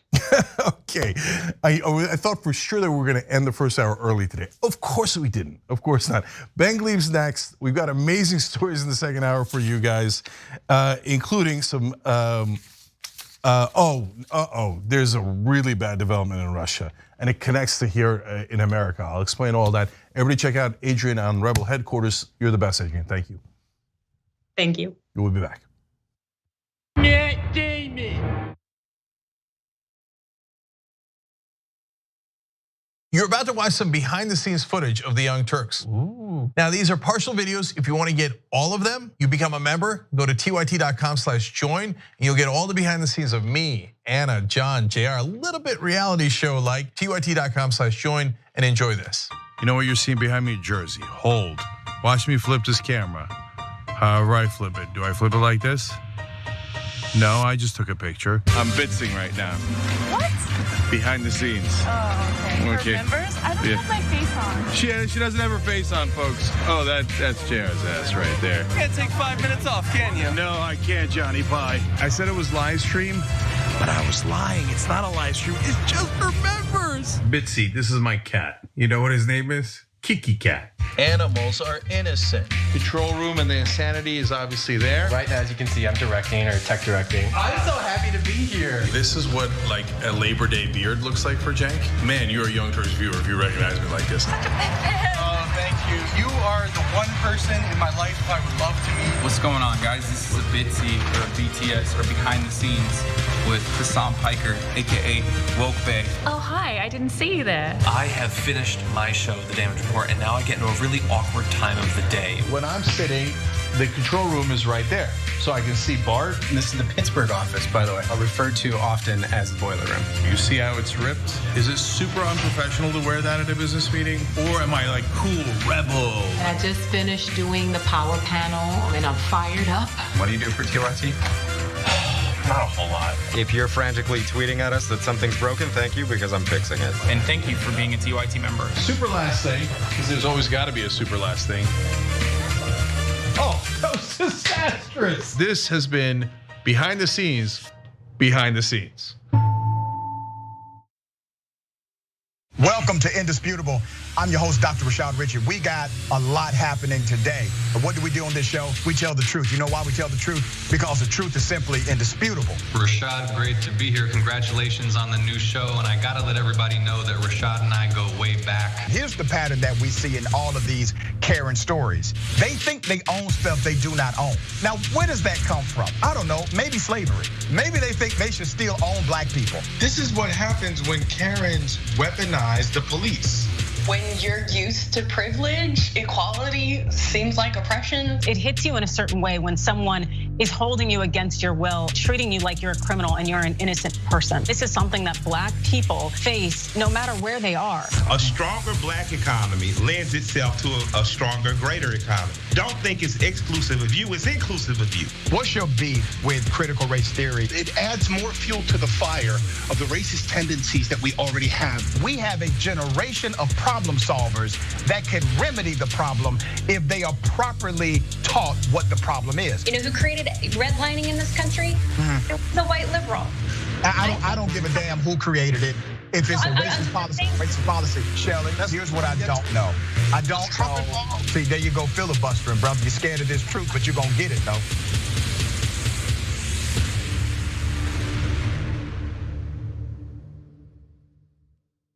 Climate is changing fundamentally, extremely, and non-linearly. It's becoming worse now. It's not when the levees burst that is the problem. It's in the anticipation of that. So I hope every human being is safe. And by human beings, I do not include multinational corporations, especially the ones that started climate change in the first place. What we're currently doing right now in cutting emissions is clearly not enough. There will be ramifications to what Trump is doing. I don't want people to suffer, but I feel like there's gonna be a lot of suffering because we have an imbecile as our leader.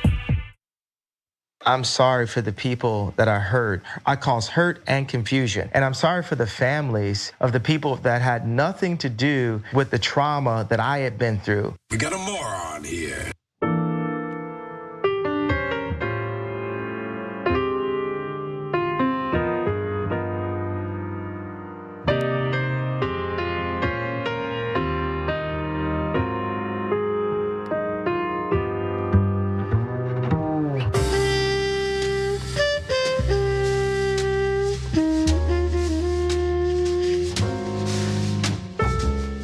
Back on TYT, Cenk Uygur, Ben Glebe, everybody.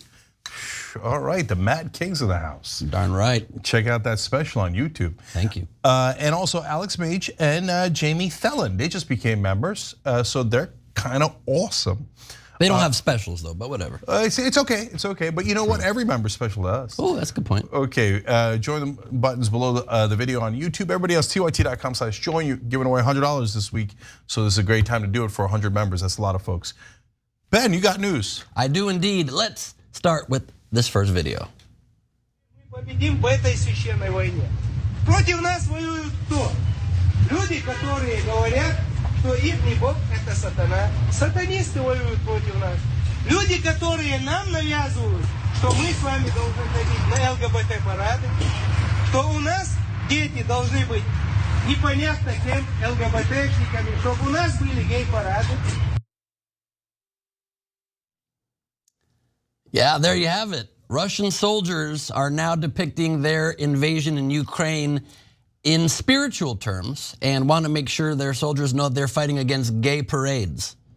That is what line they are trying to use to inspire their soldiers. Don't know why that would inspire anybody, but they're using more and more spiritual terms to frame it as a holy war. The officer continued in his explanation on why they are fighting this battle and why it's so important.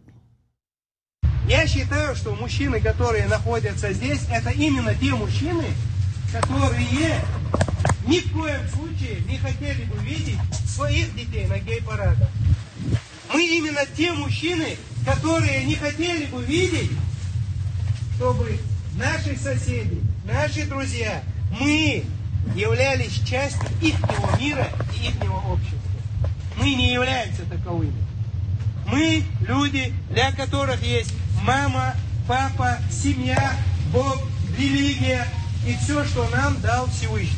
Вот и вся суть. Yeah, I don't know. I'm pretty sure I saw that guy at a gay bar once. I was hanging out with some friends, but can't confirm that. Just think I might have. The officer's exhortation had nothing to do with territorial claims or the supposed Nazism of the ruling regime in Kyiv, both of which were the original pretext, of course, for Vladimir Putin's unprovoked invasion of Russia's much smaller neighbor. Instead, the reference to holy war mirrored the increasingly sharp spiritual rhetoric emanating from political and military leaders in the Kremlin, who are desperate to retain public support for the faltering war effort. To a degree, that effort has always involved some reference to spiritual warfare, despite the fact that Russians and Ukrainians share deep roots in the Orthodox Church. Those ties have been downplayed as the Kremlin has rebranded the war as an intrusion of Western values on the so-called Ruski Mir, or Russian world, of which it sees itself as the custodian and sole legitimate ruler, to the exclusion of sovereign governments in Kyiv or Minsk, Belarus. Yep, there you have that. And there's more. They're not fighting Christians in Ukraine, a scholar of Russian culture and religion at Wesleyan University, Victoria Smolkin, said, explaining how the justification for the invasion has shifted. Now they're fighting Satanists. They're fighting the West.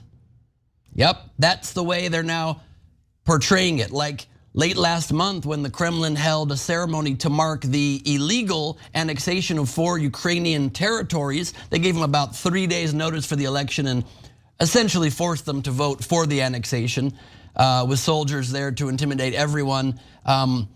The territories that they annexed against those territories will, the Donetsk People's Republic, the Lugansk People's Republic, the Zaporozhye region and the Kherson region. And let me read you this next slide from Vladimir Putin himself. I want the Kyiv authorities and their true handlers in the West to hear me now. And I want everyone to remember this. The people living in Lugansk and Donetsk, in Kherson and Zaporozhye have become our citizens forever. Okay. So, Ben, I am deeply concerned. So I'll tell you why. Because they are, okay, so there's one way to look at this. Well, they tried the thing about, nationalism, and so it's okay, the Russians really, and they're gonna, when we go in, they're just gonna surrender to us anyway. They're gonna be happy that we greet us as liberators. Exactly, like the old Dick Cheney line, right? And that didn't work, and they got slaughtered, and apparently 80,000 casualties so far for the Russians. And so now they're switching to religion, and you might think, they're just changing strategy, and it's a even easier way to rile people up. They're not just against Russia, or they're with Russia, or whatever. This is like, they're against your God. Let's go kill them, right? Yeah, that's part of it. But guys, there's another much more sinister part to this. So when they call them Satanists, and they say they're not like our religion. Wait a minute, but they're your exact religion. They're Orthodox Russian, just like you guys are. So what are you referring to? Zelensky's Jewish. And that word Satanist is another old school anti-Semitic trope. And so, not a trope, but like a slur. And that's the kind of language that the radical right in America is using too. And so now there's this bridge, and the story that we're quoting from here does a great job of pointing out the incredible similarities, the frightening similarities between the right wing in America and the right wing in Russia. But get a load of that irony. In the beginning, they go, we got to go do this because they're Nazis. Now they're like, okay, no, never mind. We got to go do this because we're Nazis. Yep. And you would think somebody who's against Nazis wouldn't, let's say, be influenced by Adolf Hitler. But Putin later in this same ceremony described the move as a, quote, glorious spiritual choice, referring to the nationalist philosopher and religious scholar Ivan Ilyin, who was also, get this, an early admirer of Adolf Hitler. In that same speech, Putin quoted from the Sermon on the Mount and inveighed against non-traditional families in a seeming attempt to incite homophobia and provide a cultural justification for the war. Quote, and as Cenk said, look at the similarities to right-wing talk. The overthrow of faith and traditional values amounts to, quote, pure Satanism, the Russian president warned.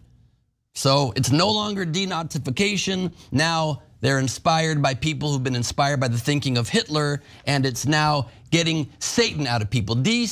Satanization. You think desalinization of water is hard? Try and get Satan out of somebody. It's very challenging, but they're gonna try. Yeah, look, I don't want to get too much into fundamentalist religion. People get offended, etc. Right? But there's no Satan. But if you get people to believe that there is a Satan that is attached to certain people, then you'll get him to believe anything, right? And how do you know who has Satan in them? They're making it up. So you say, oh yeah, that guy has it. Oh, never mind, that guy has it. How the hell would you know? That's why you can't believe in this stuff. This is nutso stuff.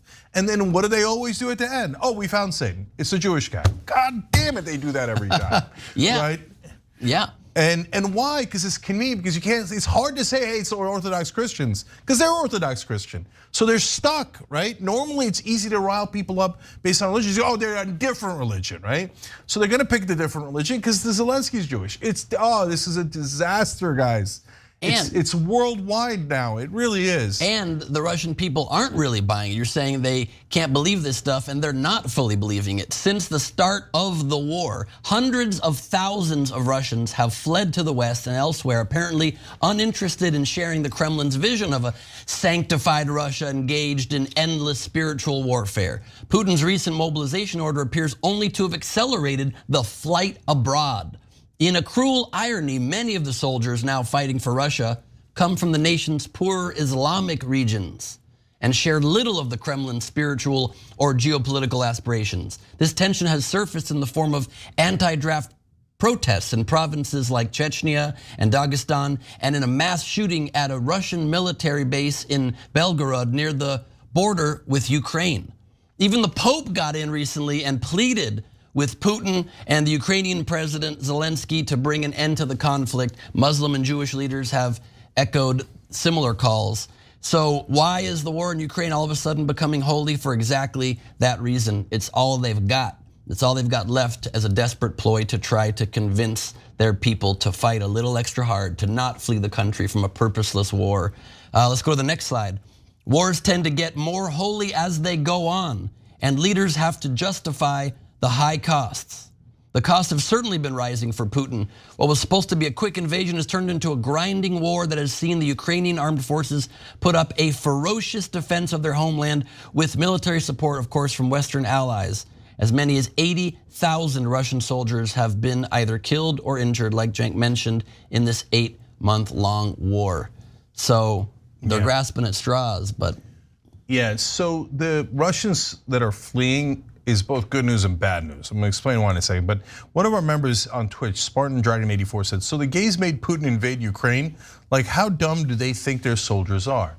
So, well, you're right and you're wrong. So why do I say that? Well, some of them, of course, aren't buying it, especially the Muslim soldiers. And so there's a part of the story where they explain a lieutenant from the Russian army comes in, and they're using a lot of folks from Chechnya and other places, as Ben explained to you. And remember, they had conquered them earlier. When the Soviet Union broke apart, the Chechens rebelled, and that was so close to within Russia, from their perspective, from Putin and Russia's perspective, that they came in and crushed the Chechens, right? And so now they have their puppets installed there, and et cetera. So they're using, since that's a poor area, they're using more of their soldiers. So this lieutenant comes in and says, okay, they are, we are doing this, it's a holy war. And then he went and insulted Allah. That was a mistake. The Muslim soldiers killed him and the 10 guys with him. So you've got this kind of internal dissension going on within the Russian troops too. So that's the good news, because in this case, they're the imperial power invading a nearby country and killing all these civilians, et cetera, right? But the bad news about the people fleeing is, remember, Russia's a lot like America in that it's a split country, and propaganda does work. It doesn't work on everybody. That's why that lieutenant is dead. That's why it sounds like hundreds of thousands of men are fleeing Russia. But it does work on a lot of people. And then when the good guys flee, then you have a higher percentage of the right wing left, and the people who believe the propaganda, the people who want to fight the Satanists, right? So it makes Russia, unfortunately, more and more right wing. And so don't get excited, oh yeah, this is dumb, it's not gonna work. No, it works every time, okay? And that's why it also matters very much here that we stand up.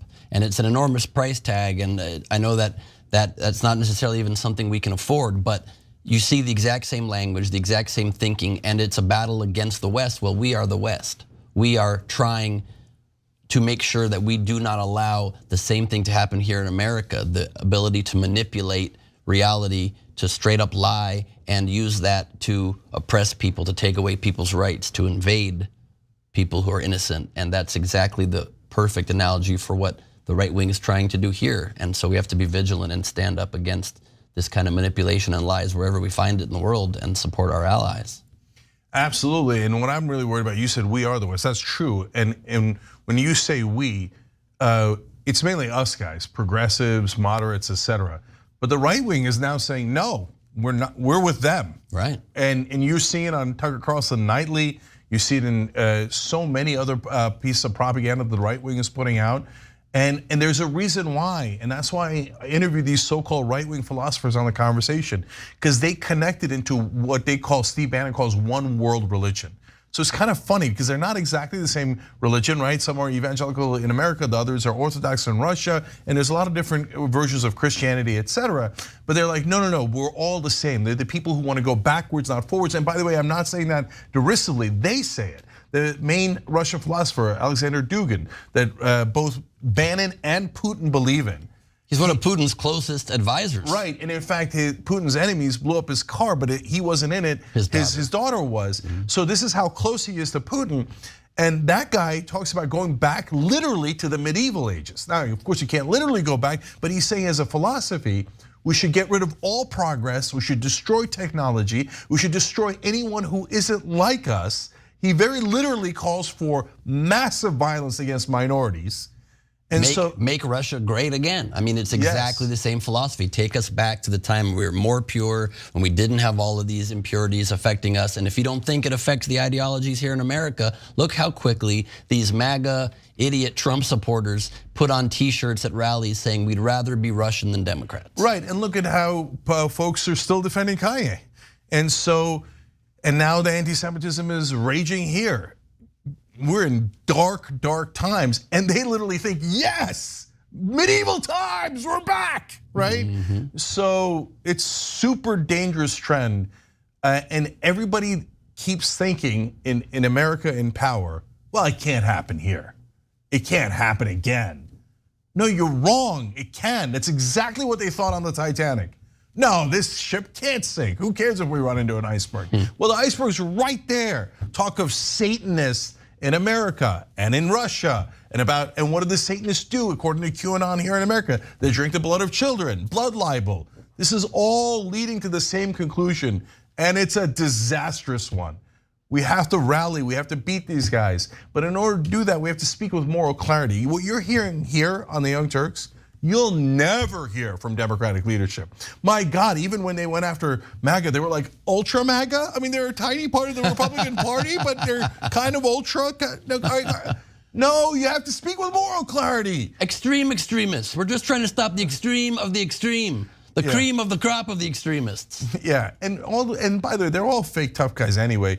You know, it's easy to say that behind your massive military machine. That guy that we showed you the video of, you know, he says all these things, and Ben was joking about it. I think I saw him at a gay bar, right?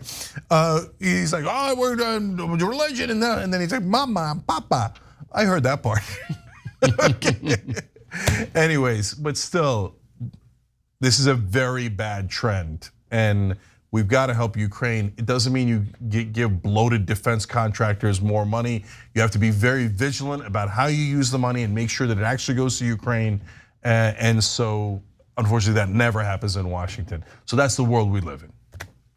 Okay, we got to take a break. Let's take one quick break, and then we've got more stories coming up, including, unfortunately, here we are, Kanye West apparently, according to several sources, interesting things to say about Hitler. And then, of course, Tucker Carlson's in the mix there somewhere. Okay, so we'll be right back. I'm sorry for the people that are hurt. I cause hurt and confusion. And I'm sorry for the families of the people that had nothing to do with the trauma that I had been through. Dweeb.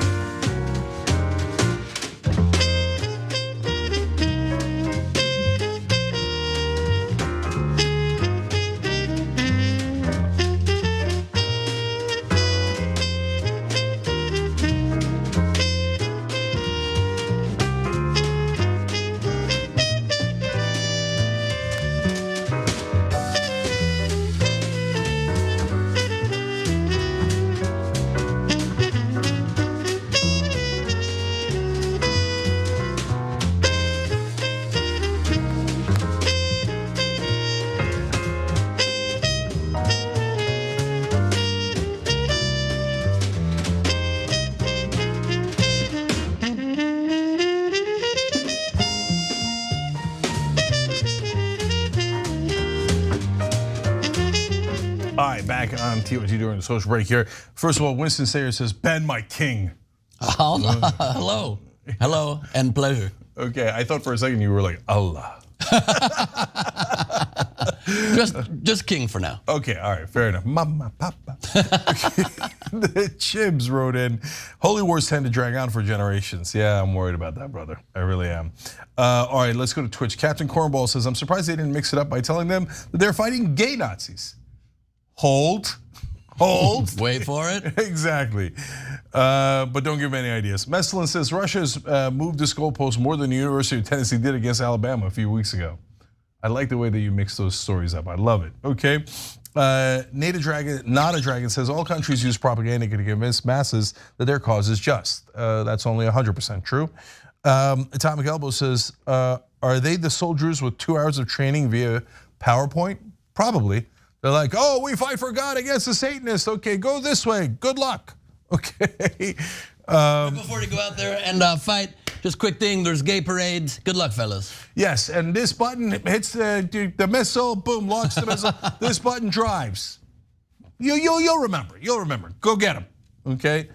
Quick side note, by the way, that always is kind of funny to me of a very serious thing, but I don't understand why governments don't recognize or don't see it as the people that are funding these wars as actually in war with them. Like the US is funding this war. Our Secretary of State's literally flying into the middle of the war. He's like, that building looks good, attack there, do this, here's your money. And then Putin's like, oh, but we're just at war with Ukraine. Like, why isn't it seen as a, I know it's an arbitrary line, but thank God, let them keep that arbitrary line. It's just weird. It's totally arbitrary. We help them with technology. We help them with coordinates. Weapons funding, everything. I mean, our generals literally fly in and advise them. But this is the same thing that happened in World War II with Lend and Lease and World War I, etc. And then until we were like, okay, fine, we'll join the fighting, right? Well, let's hope it doesn't get there in this case. All right, Blue Lizard Guts, fun name, says the thing is that when Ben is in studio, we don't get to see his dog. So that's a good point. True. I'll bring the dog next time. East Village Boy says, didn't Jim Messina flee to the UK to help the Tory party after his tenure with Obama? Yes, except he didn't flee. He ran there to get the money, Lebowski. That's why he did it. The money, Lebowski. I love Mr. Tatho's comment here. I've never been lied to by a Super Bowl ad before, Jank. Okay, that's funny. So, $100 Blue Apron card for being funny. What? Rewards at tyt.com is.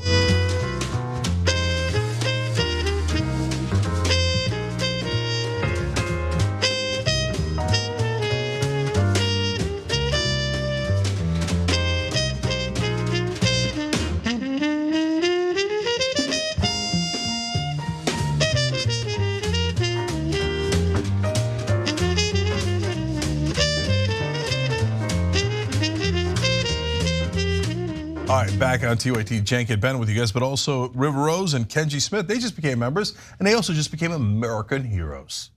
You do the same thing. Look, guys, we can't get the truth out if you don't help, right? So I love you guys for being members. You empower us to do what we're doing. So tyt.com/join. We love you. All right, what's next? By now, we are all very aware of Kanye West's recent bigoted comments. But according to an exclusive report by CNN, Kanye West's anti-Semitism isn't brand new. It goes back a very long way because the rapper has apparently, get this, long admired Adolf Hitler. The details, let's get into it. A business executive who worked for West, who now goes by Ye, good for him, told CNN that the artist created a hostile work environment in part through his obsession with Hitler. He would praise Hitler by saying how incredible it was that he was able to accumulate so much power and would talk about all the great things he and the Nazi Party achieved for the German people, the individual told CNN. 4 sources told CNN that West had originally suggested the title for his 2018 album to be Hitler. That was eventually released as Ye. So I guess those are interchangeable for him. They did not want to be named, citing concern for professional retribution. From Hitler himself, I guess. I mean, Ye, my mistake. The next slide. Van Lathan Jr., a former TMZ employee, recently claimed on a podcast that West also made anti-Semitic comments during their conversation that the outlet did not release publicly. Which is not okay to do. You cannot keep platforming somebody. Tucker Carlson did this recently too. Taking out anti-Semitic and racist statements somebody makes and then keep the rest of the interview for ratings and let somebody who's a horrible poison to society get bigger and bigger. But let's continue. The next slide as he elaborates. When Kanye came to TMZ, he said that stuff and they took it out of the interview. He said something like, I love Hitler, I love Nazis, something to that effect when he was there. And they took it out of the interview for whatever reason. It was not my decision. So obviously this has ignited a rampant wave of anti-Semitism all over Los Angeles, all over the country, and has just brought this lovely topic into the news. As a Jewish man, thanks so much, Kanye. Yeah, so look guys, this is dangerous stuff. And what TMZ did, by the way, is despicable. Let's be clear about that. So TMZ, they love scandals, right? They'll run with any scandal. Unless you're a powerful connected celebrity, in which case, and you've said something horrific, then they'll protect you for no reason, right? Well, for their own financial reasons, presumably, right? And that's disgusting. So now this is several sources, different sources, about different incidents that are clearly saying, no, he very clearly said he admired Hitler. Okay, over and over again. This guy is sick. And so no one should ever do business with a guy like this. And guys, it isn't about him insulting Jewish people. It's about anyone doing this to any race or ethnicity or religion. We all have to stick together. You know, the Anti-Defamation League did an amazing job of sticking up for Muslims when Trump was talking about the Muslim ban. And they jumped in and said, no, not on our watch, okay? And I love them for it. And I love them because that's what Americans do, real Americans. We protect our own, right? And our own is all of us, it's all of us. And that same interview, as a perfect example, they did keep in what made headlines at that time was him saying slavery was a choice. So you can just see this person as this horrible person who's not only has these horrible beliefs, but he's just always trying to capitalize on media attention for money. These things made him a billionaire and amplified his power that much more. The Holocaust Museum in LA tweeted at Ye after their invite to join them for a tour, tweeted, "Ye, since we invited you to visit us at the Holocaust Museum LA, we have received a tremendous amount of social media messages and comments, some filled with hate, threats, and vitriol. Others were saddled with hurt and yearned for further discourse." They tweeted again, "Yeah, you have over 30 million Twitter followers, twice as many Twitter followers as the total number of Jews on earth. You and anyone reading this can make a difference. You can choose to join us in building bridges rather than tearing them down." But he won't do that because you can't make money from building bridges. You can't put your logo on it, you can't make baggy bridges, and you can't call bridges fam and try to make yourself even richer in the process. Earlier this week, we told you how Adidas finally, after lots of pressure and waited far too long, dropped Kanye West after Kanye claimed he could say anti-Semitic things and Adidas still would not drop him with a disgusting smirk on his face. And apparently not long after that, the very next day, Kanye went looking for a new shoe-based business partner. Kanye showed up unannounced at Skechers corporate offices on Wednesday in Manhattan Beach, California, a day after Adidas terminated its multi-million-dollar partnership with the rapper. A Skechers spokesperson confirms 2 Skechers executives escorted West and his party from the building after a brief conversation as the fashion designer was engaged in unauthorized filming. Oh, I wonder if he wants attention from the media while tearing down entire groups of people and putting their lives literally at risk. Skechers is not considering and has no intention of working with West. We condemn his recent divisive remarks and do not tolerate anti-Semitism or any other form of hate speech. The company would like to again stress that West showed up unannounced and uninvited to Skechers corporate offices. So Ben's making a great point. Kanye made a lot of money from grabbing attention. And he likes to grab attention by doing hateful things. I mean, he was apparently, according to those sources, seriously considering naming his album Hitler. Because he thought, oh, that'll be cool. People will think that's so radical to love Hitler and hate the Jews. And maybe people get killed along the way. And maybe I start a movement that reignites anti-Semitism. But who cares? I'm making money, right? Well, good, now you're not making money. So let me share the best part of this story is that finally he's really reaping true pain financially. He's no longer a billionaire. He still has many hundreds of millions of dollars, but it's headed in the right direction, at least downward. And he was dropped by the following brands: TJ Maxx, Balenciaga, the one he had across his teeth. No longer. I guess take out that grill, Kanye. Sorry, fam. Gap and Foot Locker have also cut business ties with the rapper. And his $15,000 per year private school, Donda Academy, has closed effective immediately mid-school year, according to an email sent out to parents. The school where you have to sign a non-disclosure agreement, I guess, so that the hateful teachings don't get leaked to the public. So the school does still plan to reopen in September 2023, when I'm sure he'll be a really nice person and should be the person in charge of your children's education. So just wait. It'll be all good come September. Yeah, I mean, somebody rescue those kids. This lunatic Hitler lover is going to run a school? You'd be nuts to send your kids to that school. K through 12, imagine the indoctrination over all of those years.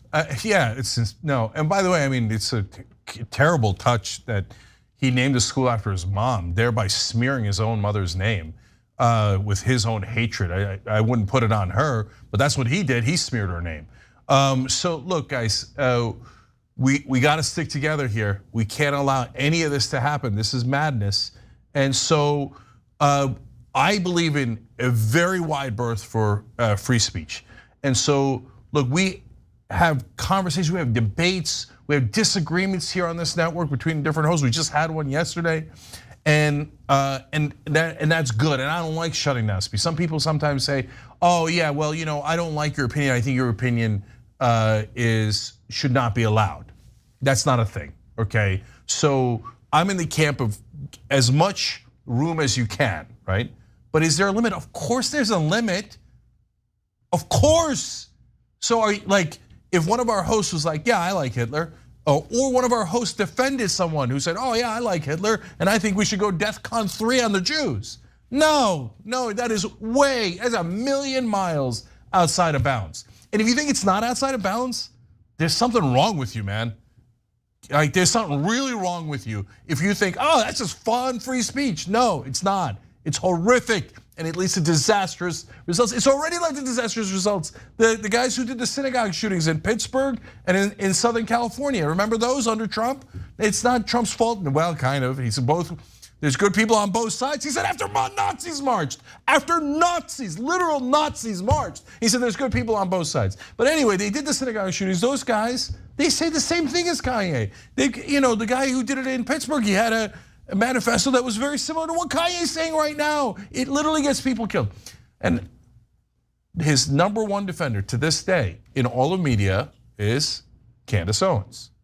She did the White Lives Matter shirt with him. She's getting him to buy Parler like a sucker, and she's taking him for all of his cash and robbing him in the meanwhile, but she's supporting him. And she's saying, oh, I don't know what he means by DEFCON 3 on Jewish people. I can't figure it out. Oh, okay, so you're the dumbest person in America? You can't figure out what DEFCON 3 on Jewish people means? Like that, you think that's subtle? Is he pro-Jewish or anti-Jewish? I can't tell, said the goddamn liar. And can she also not figure it out when the Holocaust Museum said, referencing the Holocaust, come tour our museum, and he said, to me, the Holocaust is all the abortions that happen every year. A man who pushed his own wife to have an abortion just a few years back. And so it now jumps to Holocaust denial as well. So Ben Shapiro runs Daily Wire. Candace Owens works at Daily Wire. So this is cool? You're okay with this? This is what it's come to?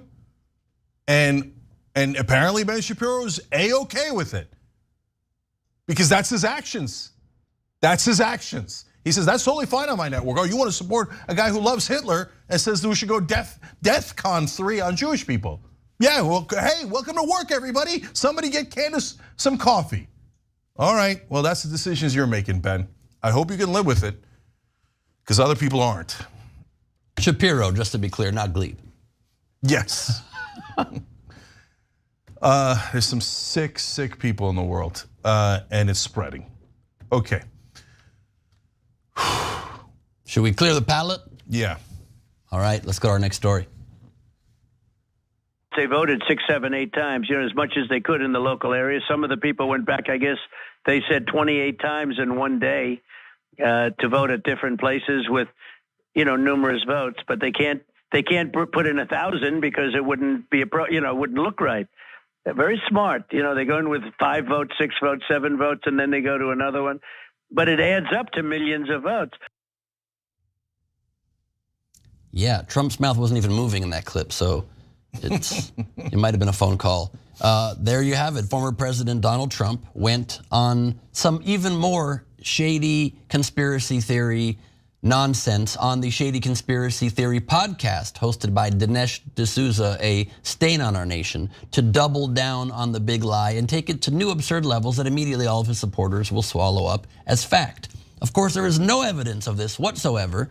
People voting 28, 38 times. It doesn't even make logistical sense in the course of a day. Do they not break for lunch? It doesn't make any sense. And these claims have been rejected in court, of course, time and time again by judges that Trump instated himself.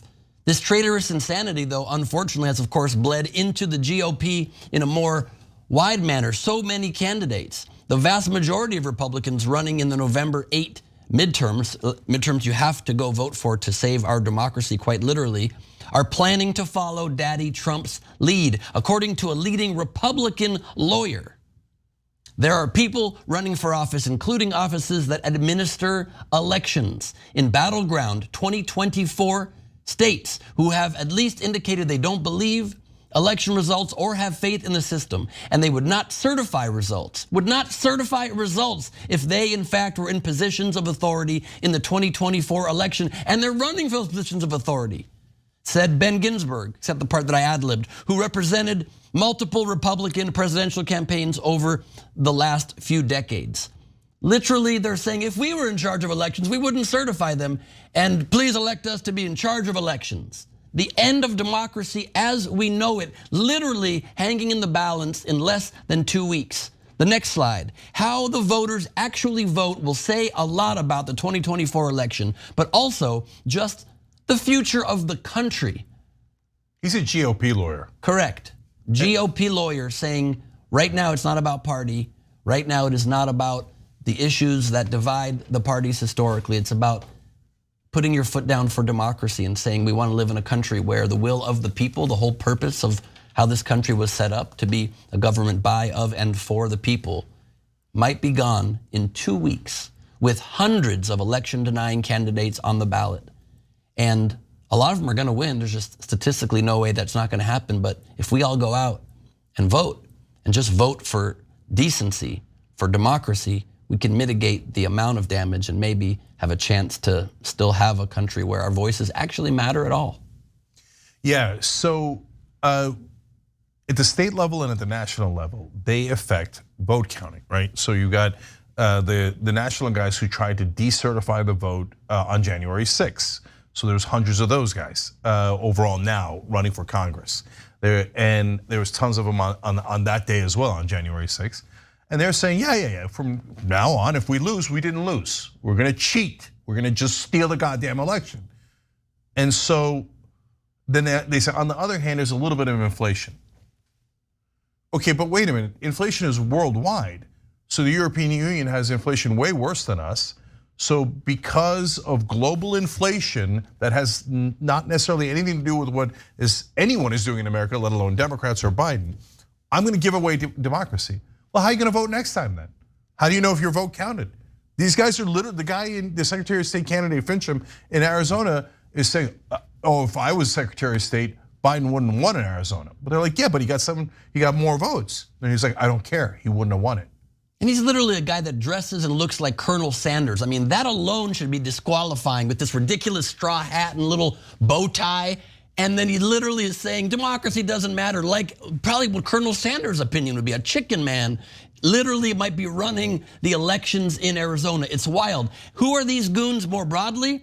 How many of them are there? Where are they? That are set on destroying American democracy? There's far more than you think. Look at this chart right here. The red dots represent people who denied the results of the 2020 election who are currently running for office. All but one GOP candidate in Arizona, Juan Ciscomani, is an election denier. He's the only one who is not. Most Republican candidates in the South have denied the 2020 election results. You can see the red dots: Tennessee, North Carolina, Alabama, Georgia, Florida, Texas, Arizona. The vast majority of them, all red dots, all election deniers. This is a huge chunk of our country that is about to go into the hands of people who literally are about to end American democracy as we know it. Oh, is that all? Yeah, but I don't like voting in midterms. I don't want to get out for 2 hours and vote or mail something in. Mail it in.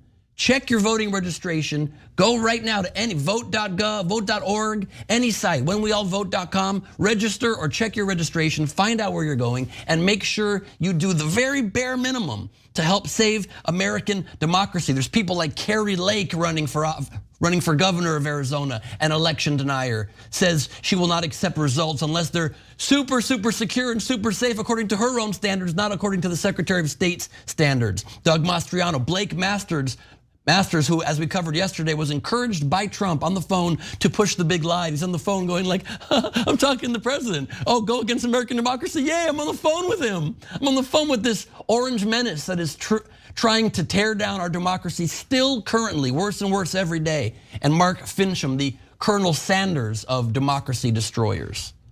So on Secretary of State races alone at the state level, you should all go vote. Vote against Republicans completely. Giant percentage of them say that they're not in favor of democracy. What more do you need? There are 10 Republican election deniers running for Secretary of State. 10 states in the union have people that are running for Secretary of State who they oversee the election and they are denying elections themselves. It's literally the job. Yeah, and shocking that a huge percentage of them are in the South, where they say, hey, you know what, maybe we use force instead. Maybe we don't let certain people vote, or maybe we don't count certain people's votes. Okay, we just decide, oh, we won the election. Gee, I wonder if I've ever seen that before in the South. So, and of course, the way they're trying to do it is by turning the tables and pretending that it's the Democrats that are doing this. Tucker Carlson not being able to avoid getting in on the fun, trying to make this absurd argument. The Democratic Party has such contempt for voters and for democracy itself, and so much confidence in its ownership of the media and of big tech, that it no longer has to try to win your vote. The machine keeps working. It's not about the person, it's about the party. It's not about the individual, it's about the group. And to prove it, they can even run mentally defective candidates who can barely speak and not only expect them to win, but expect you to accept the outcome no matter how transparently absurd it is. There you have it. You have a man lying and saying that the election results will be rigged before the votes are even cast. The same thing Trump did with the massive influence Tucker Carlson has. And then again, the horribly offensive statement saying running mentally defective candidates because somebody has a current speech translation problem due to a stroke. I grew up with a severe speech problem my whole life, a stutter and a disfluency. It sometimes comes back once in a blue when I'm tired and I can't say things. Does that make me mentally defective? Or is it the opinions, the absurd, offensive, democracy-destroying, decency-destroying opinions that you spew on the air every day? That makes you, Tucker Carlson, mentally defective. That makes anyone who supports something that obviously destroys the very basis of this country mentally defective. That's the definition of words, not whether somebody stumbles while trying to get them out. Yeah, and we're having a conversation about mentally defective politicians when you've got Donald Trump and Herschel Walker on your side. Okay, good luck with that conversation. But the last thing, guys, is really important. What he's telling his audience is, look, you all know you wouldn't vote for Fetterman or Warnock. You know that that means by definition they can't win. So if they win and you know they can't win, they must have cheated. And you're thinking, well, that's absurd. Just because the right-wing audience doesn't want them, that doesn't mean they can't win. But that audience doesn't know that. They genuinely think that. Well, of course I wouldn't vote for Fetterman. Nobody would vote for Fetterman. If Fetterman wins, they definitely cheated. They definitely believe that kind of absolutely moronic talking point that Tucker is saying. Tucker doesn't believe it, but he thinks his audience is stupid. So that's why he says to them, oh yeah, if they ever vote against a Republican, remember, they were cheating, let's not count it. And none of them are mentally defective at all. I mean, not people pretending to be officers of the law, and I know that because I have a toy badge myself. And so there you Herschel go. Walker and I, same team. Yeah, well, all right, Sheriff, we gotta go. We'll be right back.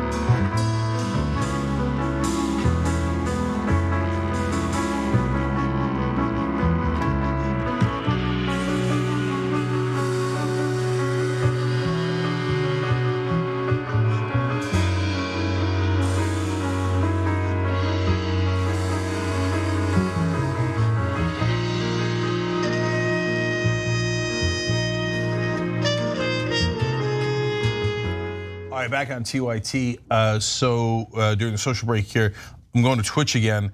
Cody, the epilepsy dragon says, "Preach, Ben!" All in caps and exclamation points. Wow, look at this. Hunger Games 1989 says, "I'm having surgery November 1st, and I already lined up my ride to go vote. There's no way healing is going to get in the way of my voting. Wow, I love that. You know what? For that kind of attitude, I'm gonna give you a Blue Apron gift card. I know it's kind of like it's a serious topic, but I love your energy and your passion. We should all have that kind of passion for voting. We most especially need it now. Email, if I tell you you're getting a $100 Blue Apron gift card, make sure you email rewards@tyt.com. You gotta be a member and give your name and they'll figure it out for you, okay? Connor on our member section says, Ben is bringing the fire tonight. So Travel Nurse Dragon with a funny comment. You have to be a special kind of awful to get tossed out of Skechers. Okay, we literally laughed out loud. You're getting a $100 Blue Apron gift card. You're like Oprah now, I love it. Totally. Lynn says, Holy War is an oxymoron. That's very true. D. Kashmir back on Twitch says, breaking news, Cenk finished his book. I know, right? Kind of buried the lead on that. But guys, nice, congrats. Thank you. JusticeComingBook.com. I absolutely love it. But it's going to take a while to get to print, okay? Just giving you a warning there. Layman Shaman says, Cenk, I'm not being facetious when I say this. You are the dad I wish I had. I don't know where I would be if I hadn't found TYT at the beginning of the pandemic. That's an amazing thing to say. Thank you, I appreciate it. From the bottom of my heart, thank you. Aussie Plant Dragon said, you're a titan, Cenk. Thank you for all your work. Your energy energizes us and keeps us going too strong. You guys are wonderful. I can't thank you enough. And then Me Too appeared, says, can I steal Sweet Home Alabama? It's a banger. Yes, steal away. You guys are amazing. We'll be back.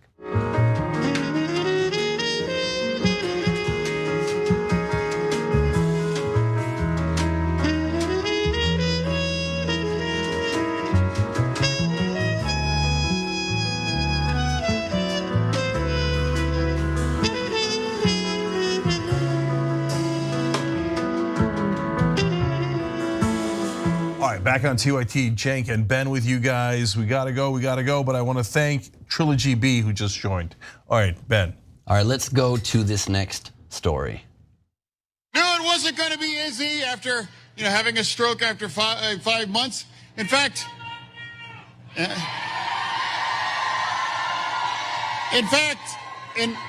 don't think that's ever been done before in American political history before, actually. After that stroke, I got knocked down, but I got back up.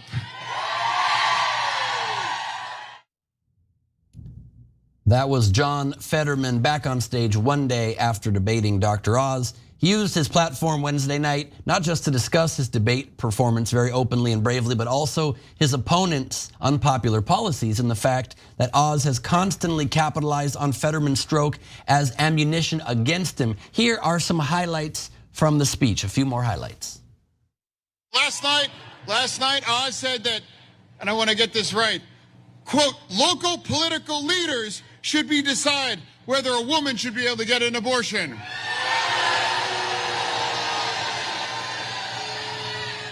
Basically, kind of like Doug Mastriano.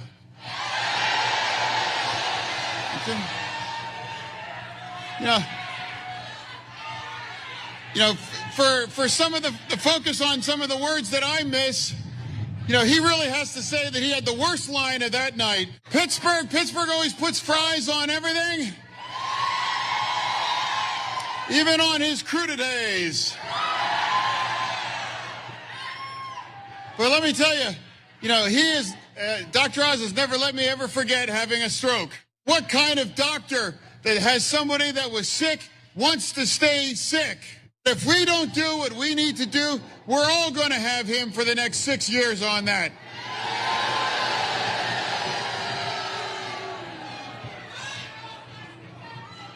And it's another truth too.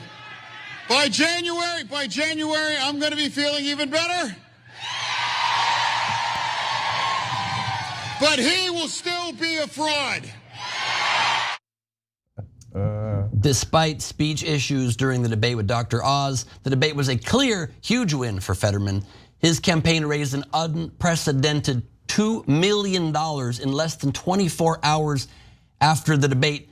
Our campaign will put this money behind making sure as many Pennsylvania women as possible hear Dr. Oz's radical belief that, quote, local political leaders, close quote, should have a say in their personal health care decisions.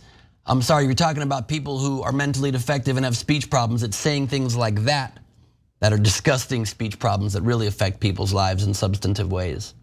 Yeah, because Tucker Carlson said that he was mentally defective.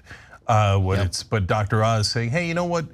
Tyrannical government leaders will decide what you're going to do with your body. Women, not men, but women. You're now property of the state. So that's actually defective. Now, look, I watched the speech. He looked pretty good.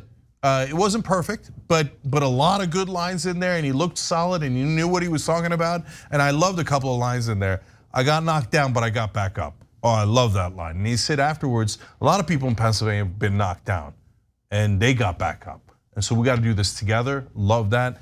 And like he said, hey, I'm gonna be better in January, but he's still gonna be a fraud. Come on, those are great, great lines. A good stump speech here. Look, I don't think the debate went well. Let's keep it real. I'm glad he raised the money, right? But obviously he created issues. But I like that he got back up and did this speech the very next day and kind of killed it in the speech. And the crowd loved it. And so let's see how it turns out. But for me, it's a no-brainer, right? I mean, you got a guy who's having some speech issues because he had a health condition, but obviously he knows exactly what he's talking about, right? So I don't see any issue there at all. And you got a guy who says, oh, maybe we don't have democracy. That's not a close contest. Obviously, you should go with Fetterman. And you got to support any candidate who paraphrases Chumbawamba in their speech. I get knocked down, but I get up again. There you go, Chumbawamba for the win. All right, everybody, bonus episode for the members is next. We have a couple of hilarious stories for you guys, including the Pope telling you naughty, dirty things that you shouldn't do. Funny story. TYT.com/join if you're on YouTube. Hit the join button below. We'll see you there in a minute.